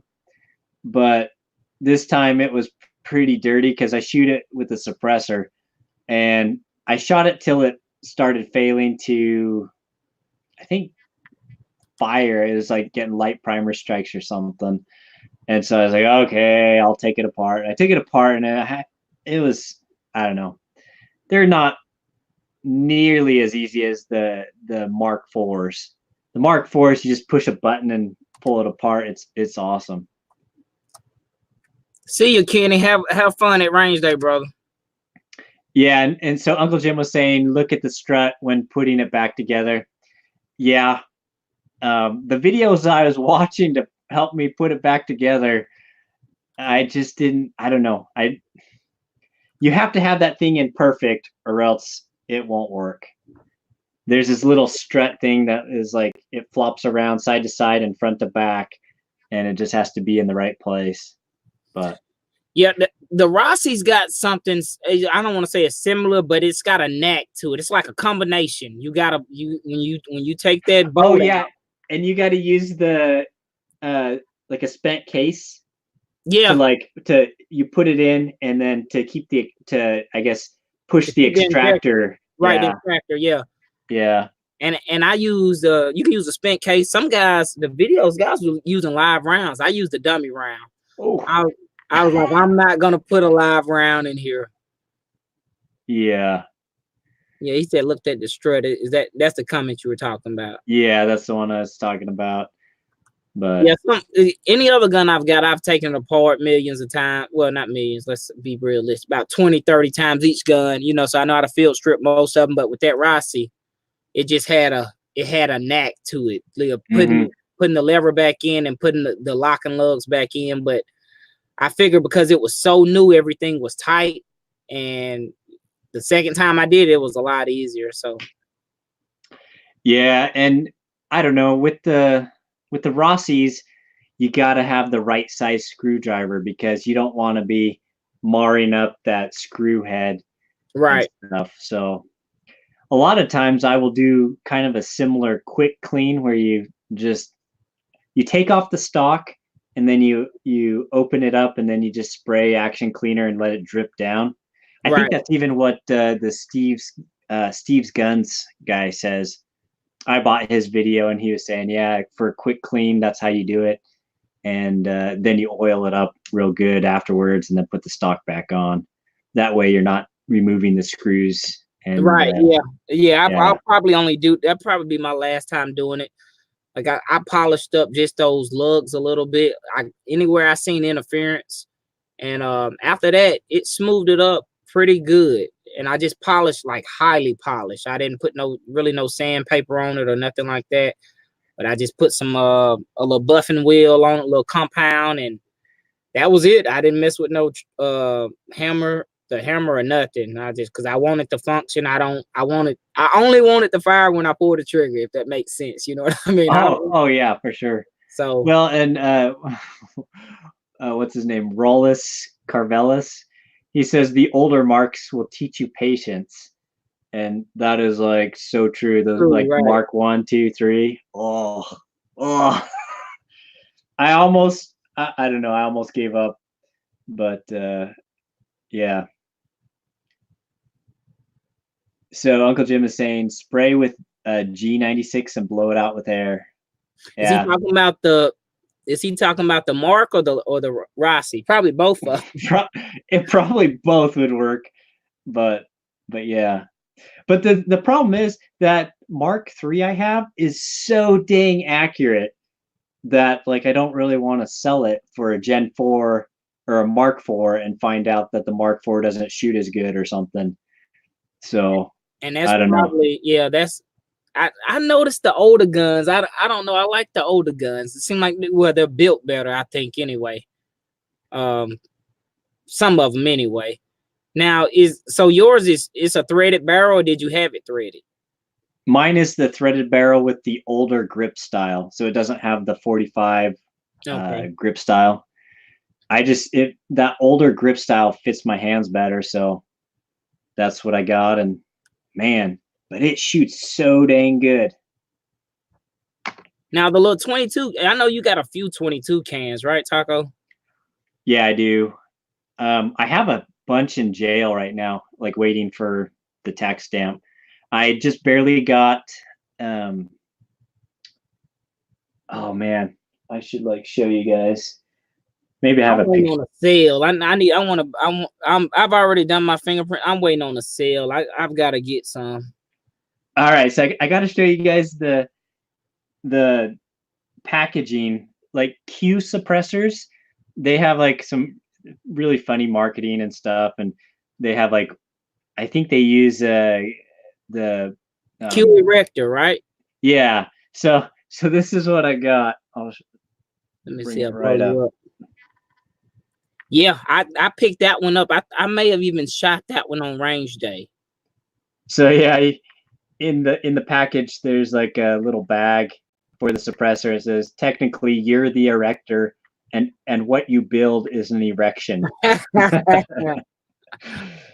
So, but yeah, that's that suppressor is so light. It Yep. weighs like nothing. And So and that's the one where you can make it big, or you can change the length of it. Let's say that. I know. yeah, and so here's the question, right? And I know there's probably like some ATF guy like tuning in, right? But I think I bought so the Gunnies, the place, the local shop that Marvin got his Rossi. They had a distributor that was going out of business, and so they bought a lot of their inventory at like this crazy closeout price. So and they always treat me good because I buy lots of stuff there, but they gave me that erector for $300. Yeah, and then they had purchased. So I got the full Nelson, the 30 cal titanium can, and that's normally like a $850 suppressor, I think. But I got that for I think it was 500. Wow. And so, anyways, but I got 4 of those erectors that I would just buy one. The way Gunnies does is you don't even have to pay full price. You just pay, I think it was 20% or 30%, and then they changed their rule like later to 50%. And that's all the money you had to put down. And then you use the rest of your money to do the tax stamp and then submit the paperwork. And then when the tax stamp comes back in, you can pay off the rest and stuff. The rest. That's cool. And so every month or so I'd go in and then buy another erector. And so I think I have like 4, or I got one approved, and I think there's like 3 left, or three more that I bought. And so I was wondering, being modular like that, if I could like screw them all together and make like a huge suppressor like that. It'd be quiet, real quiet, wouldn't it? But it would probably break some kind of ATF rule or definition, because the suppressor is designed and sold at that length, and then you are changing the design by like, so I don't know though. That'll be interesting, man. A video like that would take off, but it'll probably get a lot of attention. Probably some unwanted attention.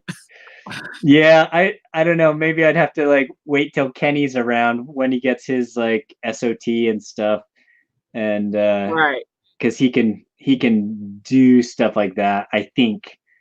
Yeah, when I don't know if you guys, the one of the guys that was down there at the range day, he's a Georgia guy, it's ATF Hydrographics, and he hit me up not too long ago.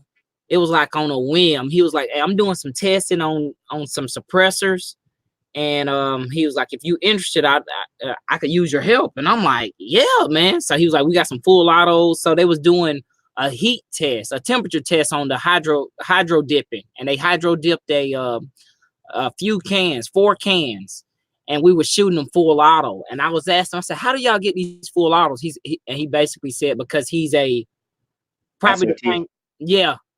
He said that they can have them, or companies can ship them to them. And we were shooting full auto 22s, and the suppressors, elevated silence. The guy came up from Florida, and he was like, "Oh yeah, man, I remember you from range that," because I was telling him, I said, I've got cans in my future. I was telling him about my son and his autism with the hearing.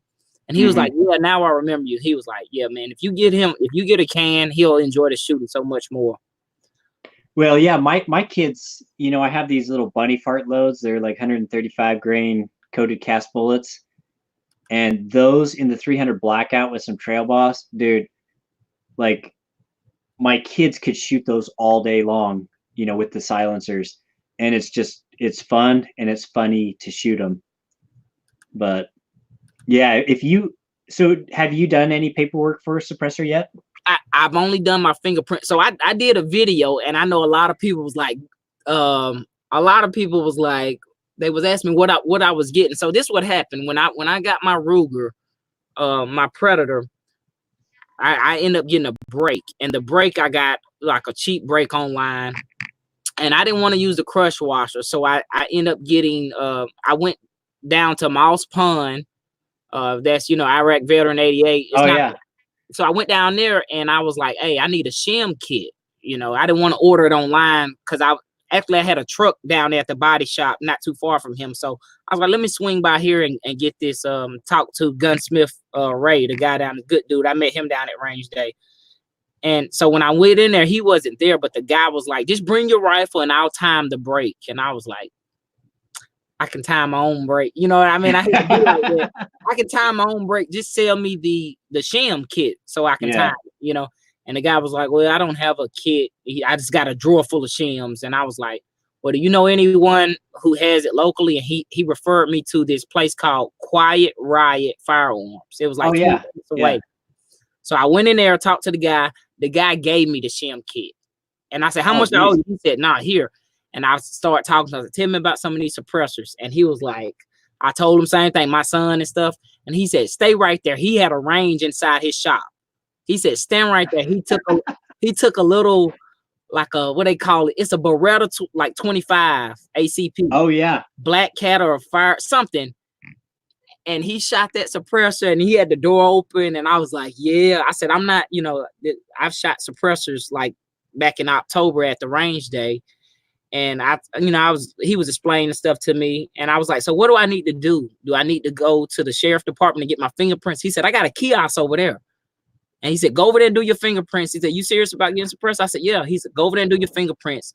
He said, and this is what he told me. He said, since I've already done the fingerprints, that's it, Uncle Jim, the Bobcat. He said, since I've already done the fingerprints, when I find a suppressor I want, I can call him, pay for it over the phone, and he can ship it to my house since I've already done it. And I was like, you sure? Does that not have to? He said after the 13 months or whatever. And I was like, nah. I said, I'd rather you ship it to my local range so that I could possibly use it. I don't know though, but I did do the kiosk paperwork, my fingerprints and everything. So okay. Yeah, because you got to do fingerprints and photos. Yeah, I did that. Okay. He took the photo and I've got a little like a scan thing. He said so, but he knew what he was talking about. I don't know about the stuff about mailing to my house, Yeah, because when you get your suppressor approved, they still got to run like a 4473 and do that stuff. So, but he was saying I could pay for it over, and I may have got some of that information misconstrued. He said I could call and pay for it over it, and he'll probably say he could ship it to my FFL or whatever. Yeah. So more than likely, that's what he's saying is he could ship it to your SOT FFL guy. Right. So yeah, I just think when I do it, I'm gonna do. And I told him this was in December. I told him I said I'm probably gonna go do two at the same time. I'll do a 22 can and a 30 caliber can. So the only thing I have that's threaded is my Predator, my Ruger Predator. But I can get like my Ruger 22 or some other stuff like these other 22s I got threaded, maybe, or just buy something that's threaded. So yeah, there's if you can. So Tin Man is asking if it really takes 13 months to get a can. my last one. So the what was it? Part of it depends if you're submitting it as an individual or as a trust. The trust has been slower lately. My last, let's see, which one? So the very last one, that little erector, that one was only like 10 months for me, but then the previous one was about 11 and a half. So I don't know if they're speeding up now or what, but yeah, I think he gave me worst case. He told me on the worst probably 13 months, but he said anywhere from 8 to 13 months. So, but I asked him about the trust because it popped up on the machine. He said, "You want to do a trust?" And I was like, "I don't know what I want to do. I just want a can." And but I think, man, I've been, like 2 years ago, I was saying, man, I want to do it, but then I was dragging my feet. So I said I should have been done it, and that's just like anything else. I should have been did. So yeah. Well, one thing about silencers, suppressors, what I tell other people is that you just do it and then forget about it. Like, don't worry about it. Don't be checking the NFA tracker and like, because it's just like, I don't know, it's just gonna make you frustrated and whatever.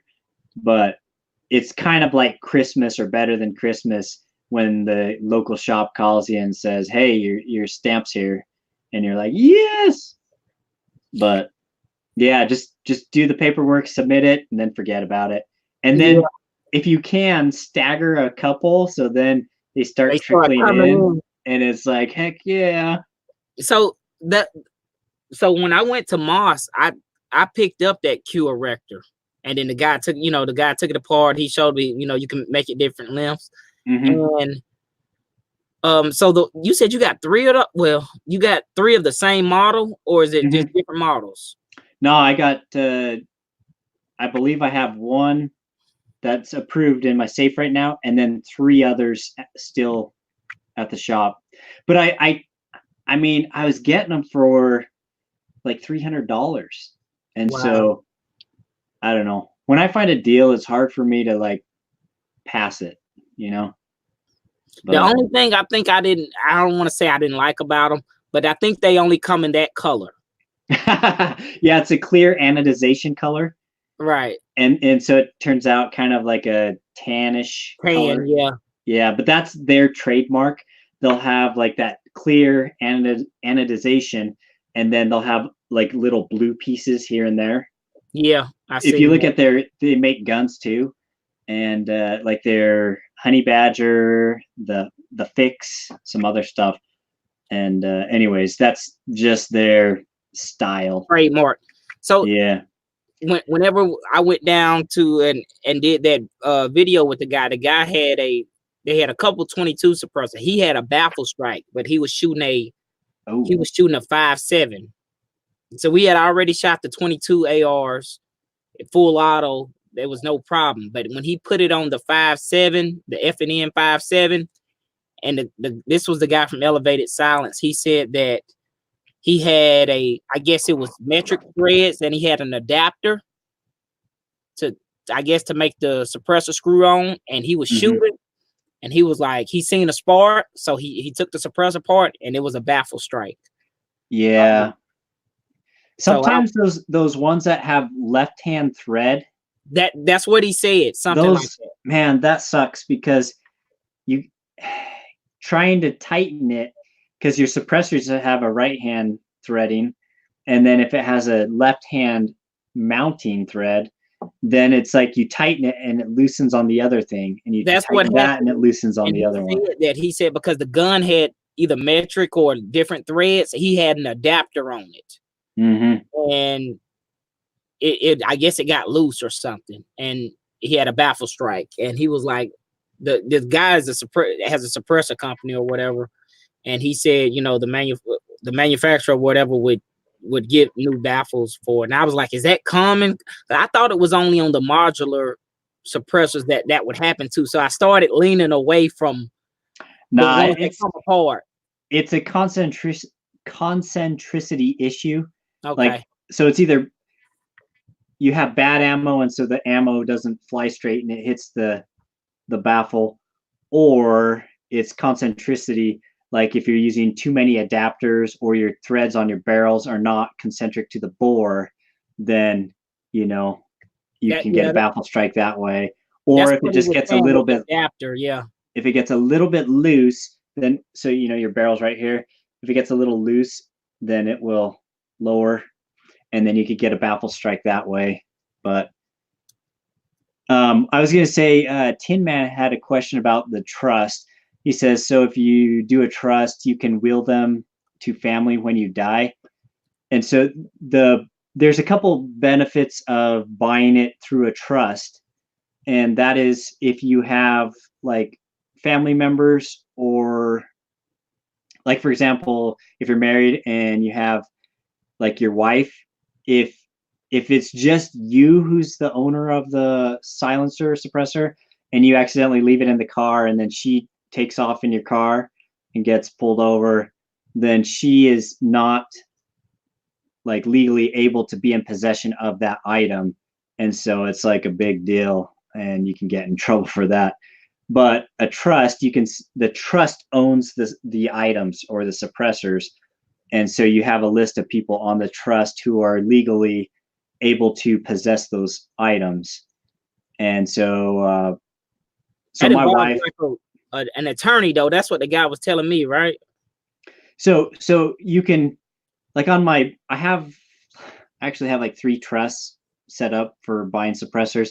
One of them, I have too many people on it, so I couldn't buy any new stuff, and I bought everything before those the 41F Obama changes, and where he required everybody on the trust to submit fingerprints and photo IDs every time you buy a new thing. So, anyways, but anybody on the trust can be in possession of it. And so if your brother's on the trust, you can say, hey, you know, he's going to go hunting with it, and he just takes a copy of the trust, and, you know, to show proof that he's legally able to be in possession of it. But yeah, and then there's also, it kind of outlines successors and stuff. So if like I die, then I have different people on the trust who, you know, if the items are sold, then they get the benefit, or they can just add a new trust, like, what is it, trust store or whatever you call it. Anyways, but Yeah, yeah, that's anyways, it's nice because then multiple people can be in possession of the item legally. And yeah. yeah. I think Uncle Jim made a good point when he said that. He said, "Where is it at? Oh, where did it go? The first one is the toughest." Yeah, that's true. And Tin Man also says, okay, so basically immediate family for the trust. And I've got I've got a trust with one of my buddies, and so you can do it. It depends on how close you are to the people and how much you trust them, but trust them to be on the trust. But So Tim Man yeah, also said if he had one, he couldn't even shoot it in Morrison. Is that, I'm assuming that's the county where he lives in? That sucks. that's weird. I mean, weird for me.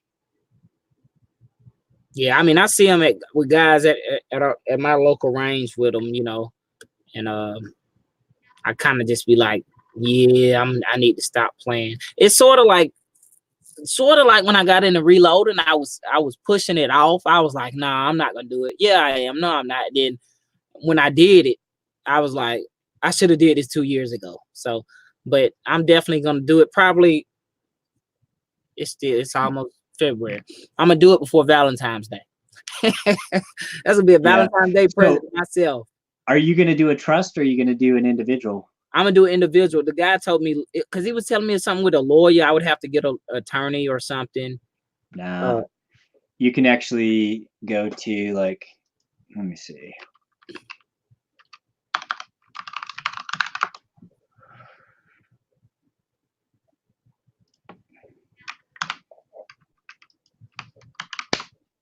So you could go, I posted a link. I've done a trust through them before. Basically, they're kind of connected with that cheap silencer company. I forget what. Silencer Co. or something. No. But you can get it on Silencer Co. too, or you can do they call it a shotgun trust or something like that or a single shot trust, something like that on Silencer Shop. And basically, yeah, so Silencer Shop, you can do it, Uncle Jim. And it's basically the way they designed those ones is so you do one trust per item, and then since you're buying one item, you just put your name on it, and then you add everybody to that trust afterwards, and so they don't have to submit the fingerprints and photo ID, and then you just set up a new trust for each purchase. But Okay. you can use the same trust. It's just that's how those some of the people like to do it.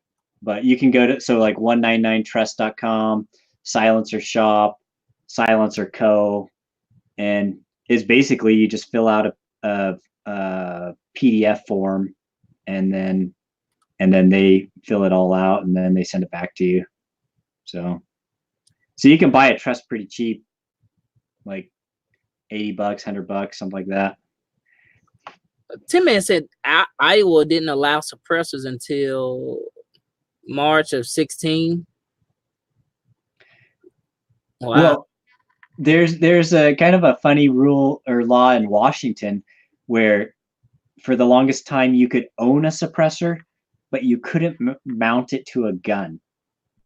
Oh, that's crazy. So legally you can own it, but you couldn't shoot anything through it.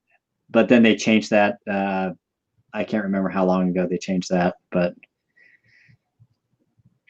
it's like silly. Gun laws are stupid. Yep, they definitely are. That link. Did you post that in the side chat, Taco? Yeah, it's 199trust.com. Okay, 199trust.com.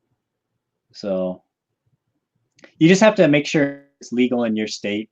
I think you could always contact them too.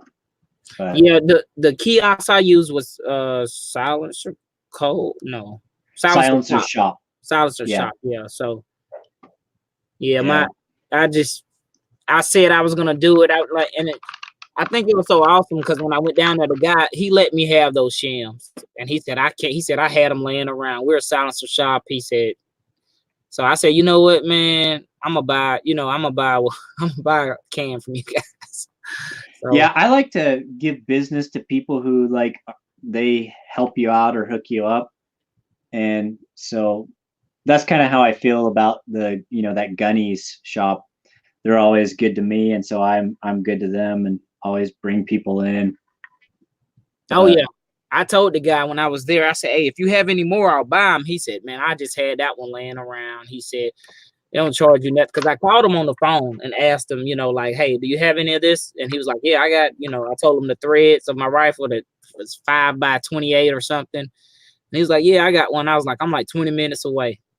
And when I got there, I told him to show me. He had some, I didn't want to take pictures. He had some cool historic weapons on the floor, like military, like a Madus or something like that, all on the floor and stuff like that. But it's Quiet Riot Firearms. It looked like a warehouse when I walked in there, but nothing but suppressors.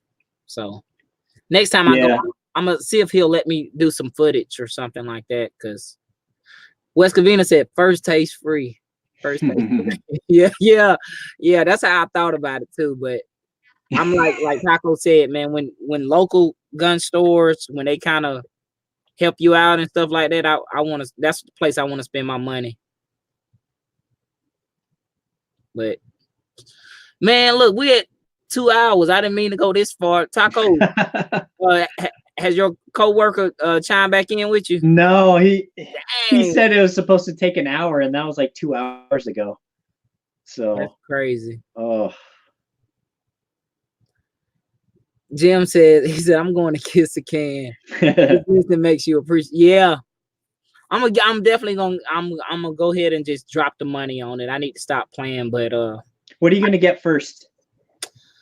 You know what? I wanna say I want to do the 22, but I don't none of my 22s or even my 17 HMR isn't threaded. But the guy said he can thread. The guy at Moss, Gunsmith Ray, good dude. He said he can thread it, But I'm just thinking I might want to do a 30 caliber for my 308 because that's threaded. Mm-hmm. I would say go with the 22 can first and get that going, and then get the 30 cal can later. But do you know which model or which can you're going to get or what you're looking at? No, but the guy when I looked at he had a hybrid down there. I forget who makes it. The hybrid, like hybrid 46, is that what you're saying, or the dang, what was the name of it? Because I was asking him about the 30 caliber cans, and he showed me a couple of them, and I think it was called a hybrid, or it was a hybrid can. I forget. But so Silencer Co. makes a hybrid. It's called the Hybrid 46. Okay. And but it's a 45 cal can rated for rifles and stuff. I think that was the one, because I told him I have a 45 too that I wouldn't mind, and I think that's what he showed me. Yeah, maybe. I don't know. I'm kind of against the whole cans do all cans. Yeah. Because then they don't do one thing specifically good. Right. But the hybrid 46, that one, my friend has one, and he uses it on his 30 cal or 6.5 Creedmoor, and it sounds okay. But my 30 cal cans sound way better than that. You got any suggestions for just a 30 caliber can? Well, 22 for a 22 can right now, I would say take a look at the Spectre 2. That, in my opinion, is kind of like the gold standard of a 22 can. Silencer Co. makes that one. You also have the Dead Air Mask. That one is really good too. And then there's the Q cans. They're expensive, but they're also really good. The only thing about the Erector can that I got, I think it's going to be a pain in the butt to clean. So, but those baffles come out, right? I mean, because the guy took them apart. Yeah, but to clean it, you can't tumble it because it's an aluminum suppressor. Gotcha. And you can't, with aluminum baffles, you can't throw them in the sonic cleaner. Jim was telling me that something you got to have the stainless steel, right? Wait, is that right? Yeah, yeah. If you have stainless steel or titanium, it's fine. But yeah. So the Spectre 2, it's a really good can. It sounds really good, but the Dead Air Mask is also good. And I've had really good luck with my Axiom suppressor also. But I would probably, if I was only going to have one can, I'd take the Spectre 2 over the Axiom. Okay, I'm gonna look into that, because now does that have the could I tumble that in like a wet tumbler or a sonic cleaner or something? Yeah, I believe those. I believe the Spectre 2 is stainless steel. Or see, you know what? I know what's gonna happen. I'm gonna get the first one, and then I'll be like you. I'll start buying them like every 2 months and start having them coming in. Yeah, but they're nice. I mean, that's something I want to do, because I want one for my pill. I think that's when I was talking to the guy about the 45 one, and I was like, would I be able to use it on the 9? He was like, with the 45, you can use it on the 9. I think he said that about the rifle. He was like, yeah, Uncle Jim says the Spectre 2 has stainless steel baffles. Okay. I believe it's stainless steel baffles and then a aluminum tube, I believe. But whenever we did the range day, they had those mini, I don't know if you've seen them. They have a mini, it's called a mini Milsurp, and they were like a Mosin. It was like a mini version, and they had a can on one, and they had the plunger, so you just pour the plunger in the back, sort of like the old like sort of like the Rascal 22s for your kid. Yeah. But these were like miniature Mosins, and they had a can on it. And when I shot that thing, I was like, I gotta buy me a can.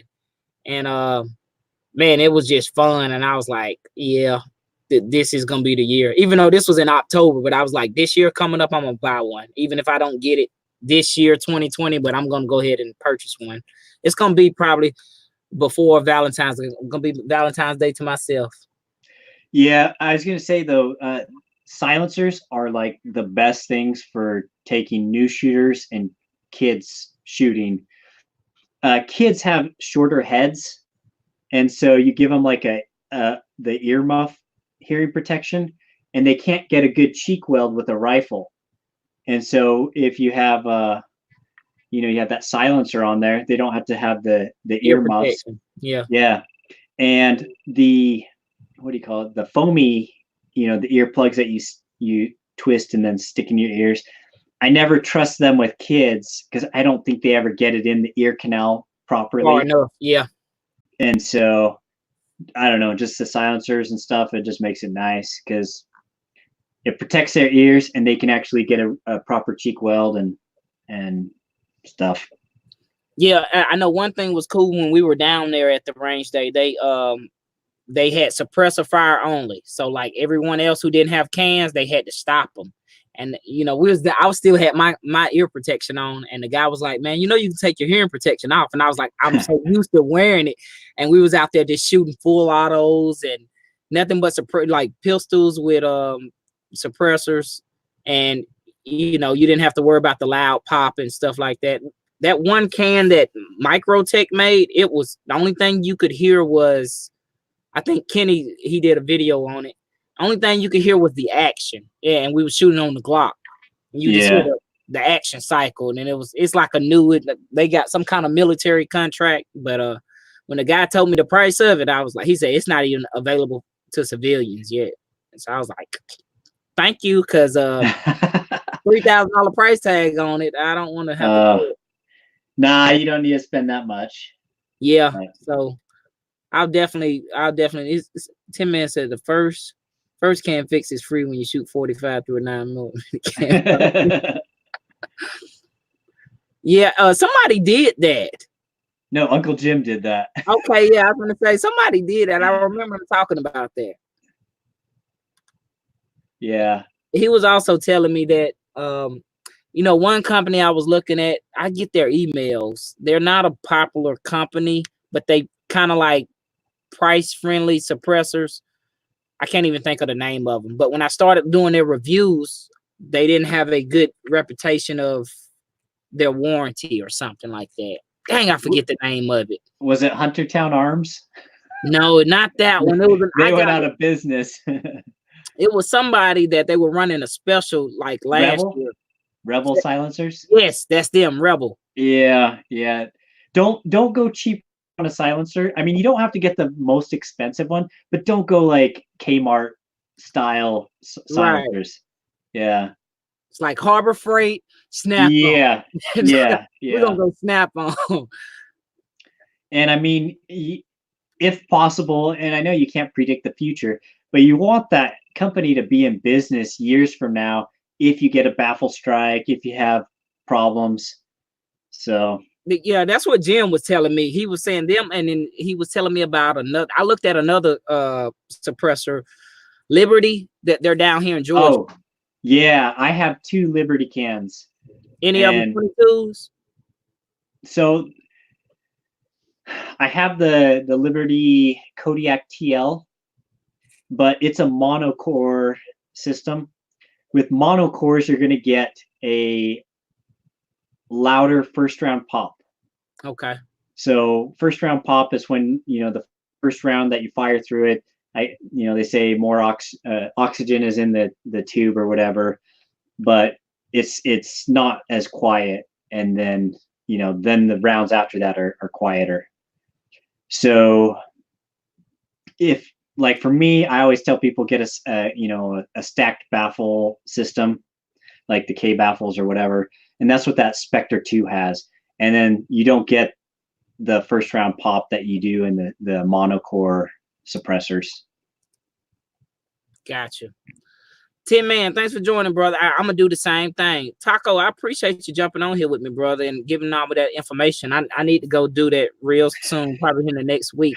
Because I said, man, I'm just gonna have to do it. But I'll probably go somewhere. Uncle Jim said he's got a Liberty TI. TL. Oh, TL. Yeah. I'm gonna have to look at that too. Yeah, the guy had a few Liberties on the wall, but I'm kind of thinking the same thing. I think I want to do a 22 first, so that I guess it's not all that much money compared to like a 30 caliber can, if that makes sense. Yeah, and you're gonna get the biggest like wow factor with the 22 can. Yeah, shooting 22 subs.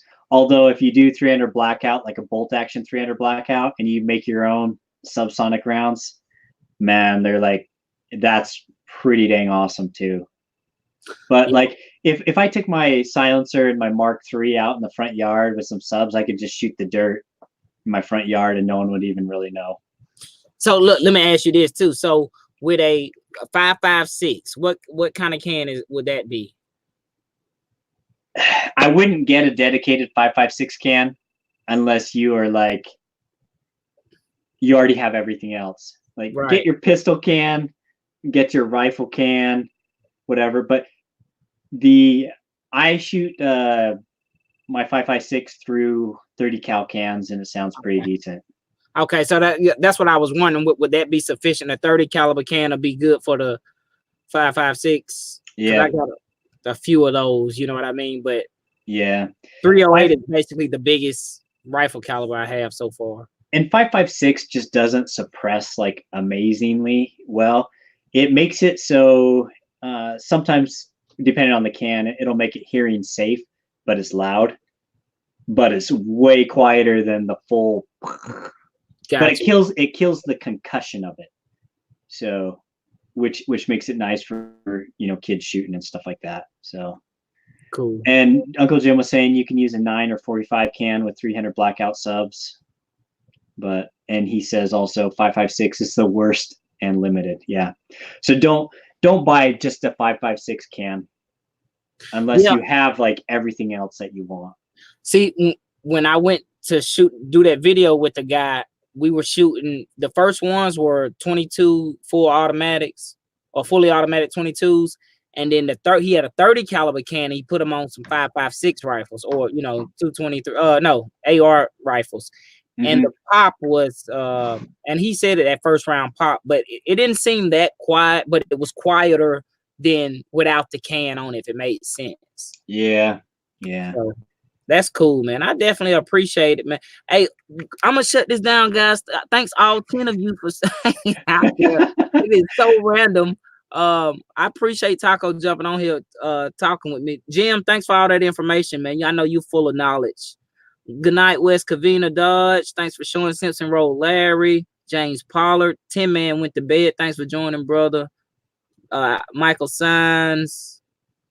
Who else was out there? Rawless, he went to bed. Thanks for joining. That is it, guys. Thanks for joining. I really appreciate it. Thank you. All right. Hey, and Chico, if you ever want to fly to Utah or something, we could, you can test out all the silencers I got and stuff and see how they sound. Brother. But, I'll definitely keep that in mind, man. Thanks for joining, brother. Okay. See you guys. All right.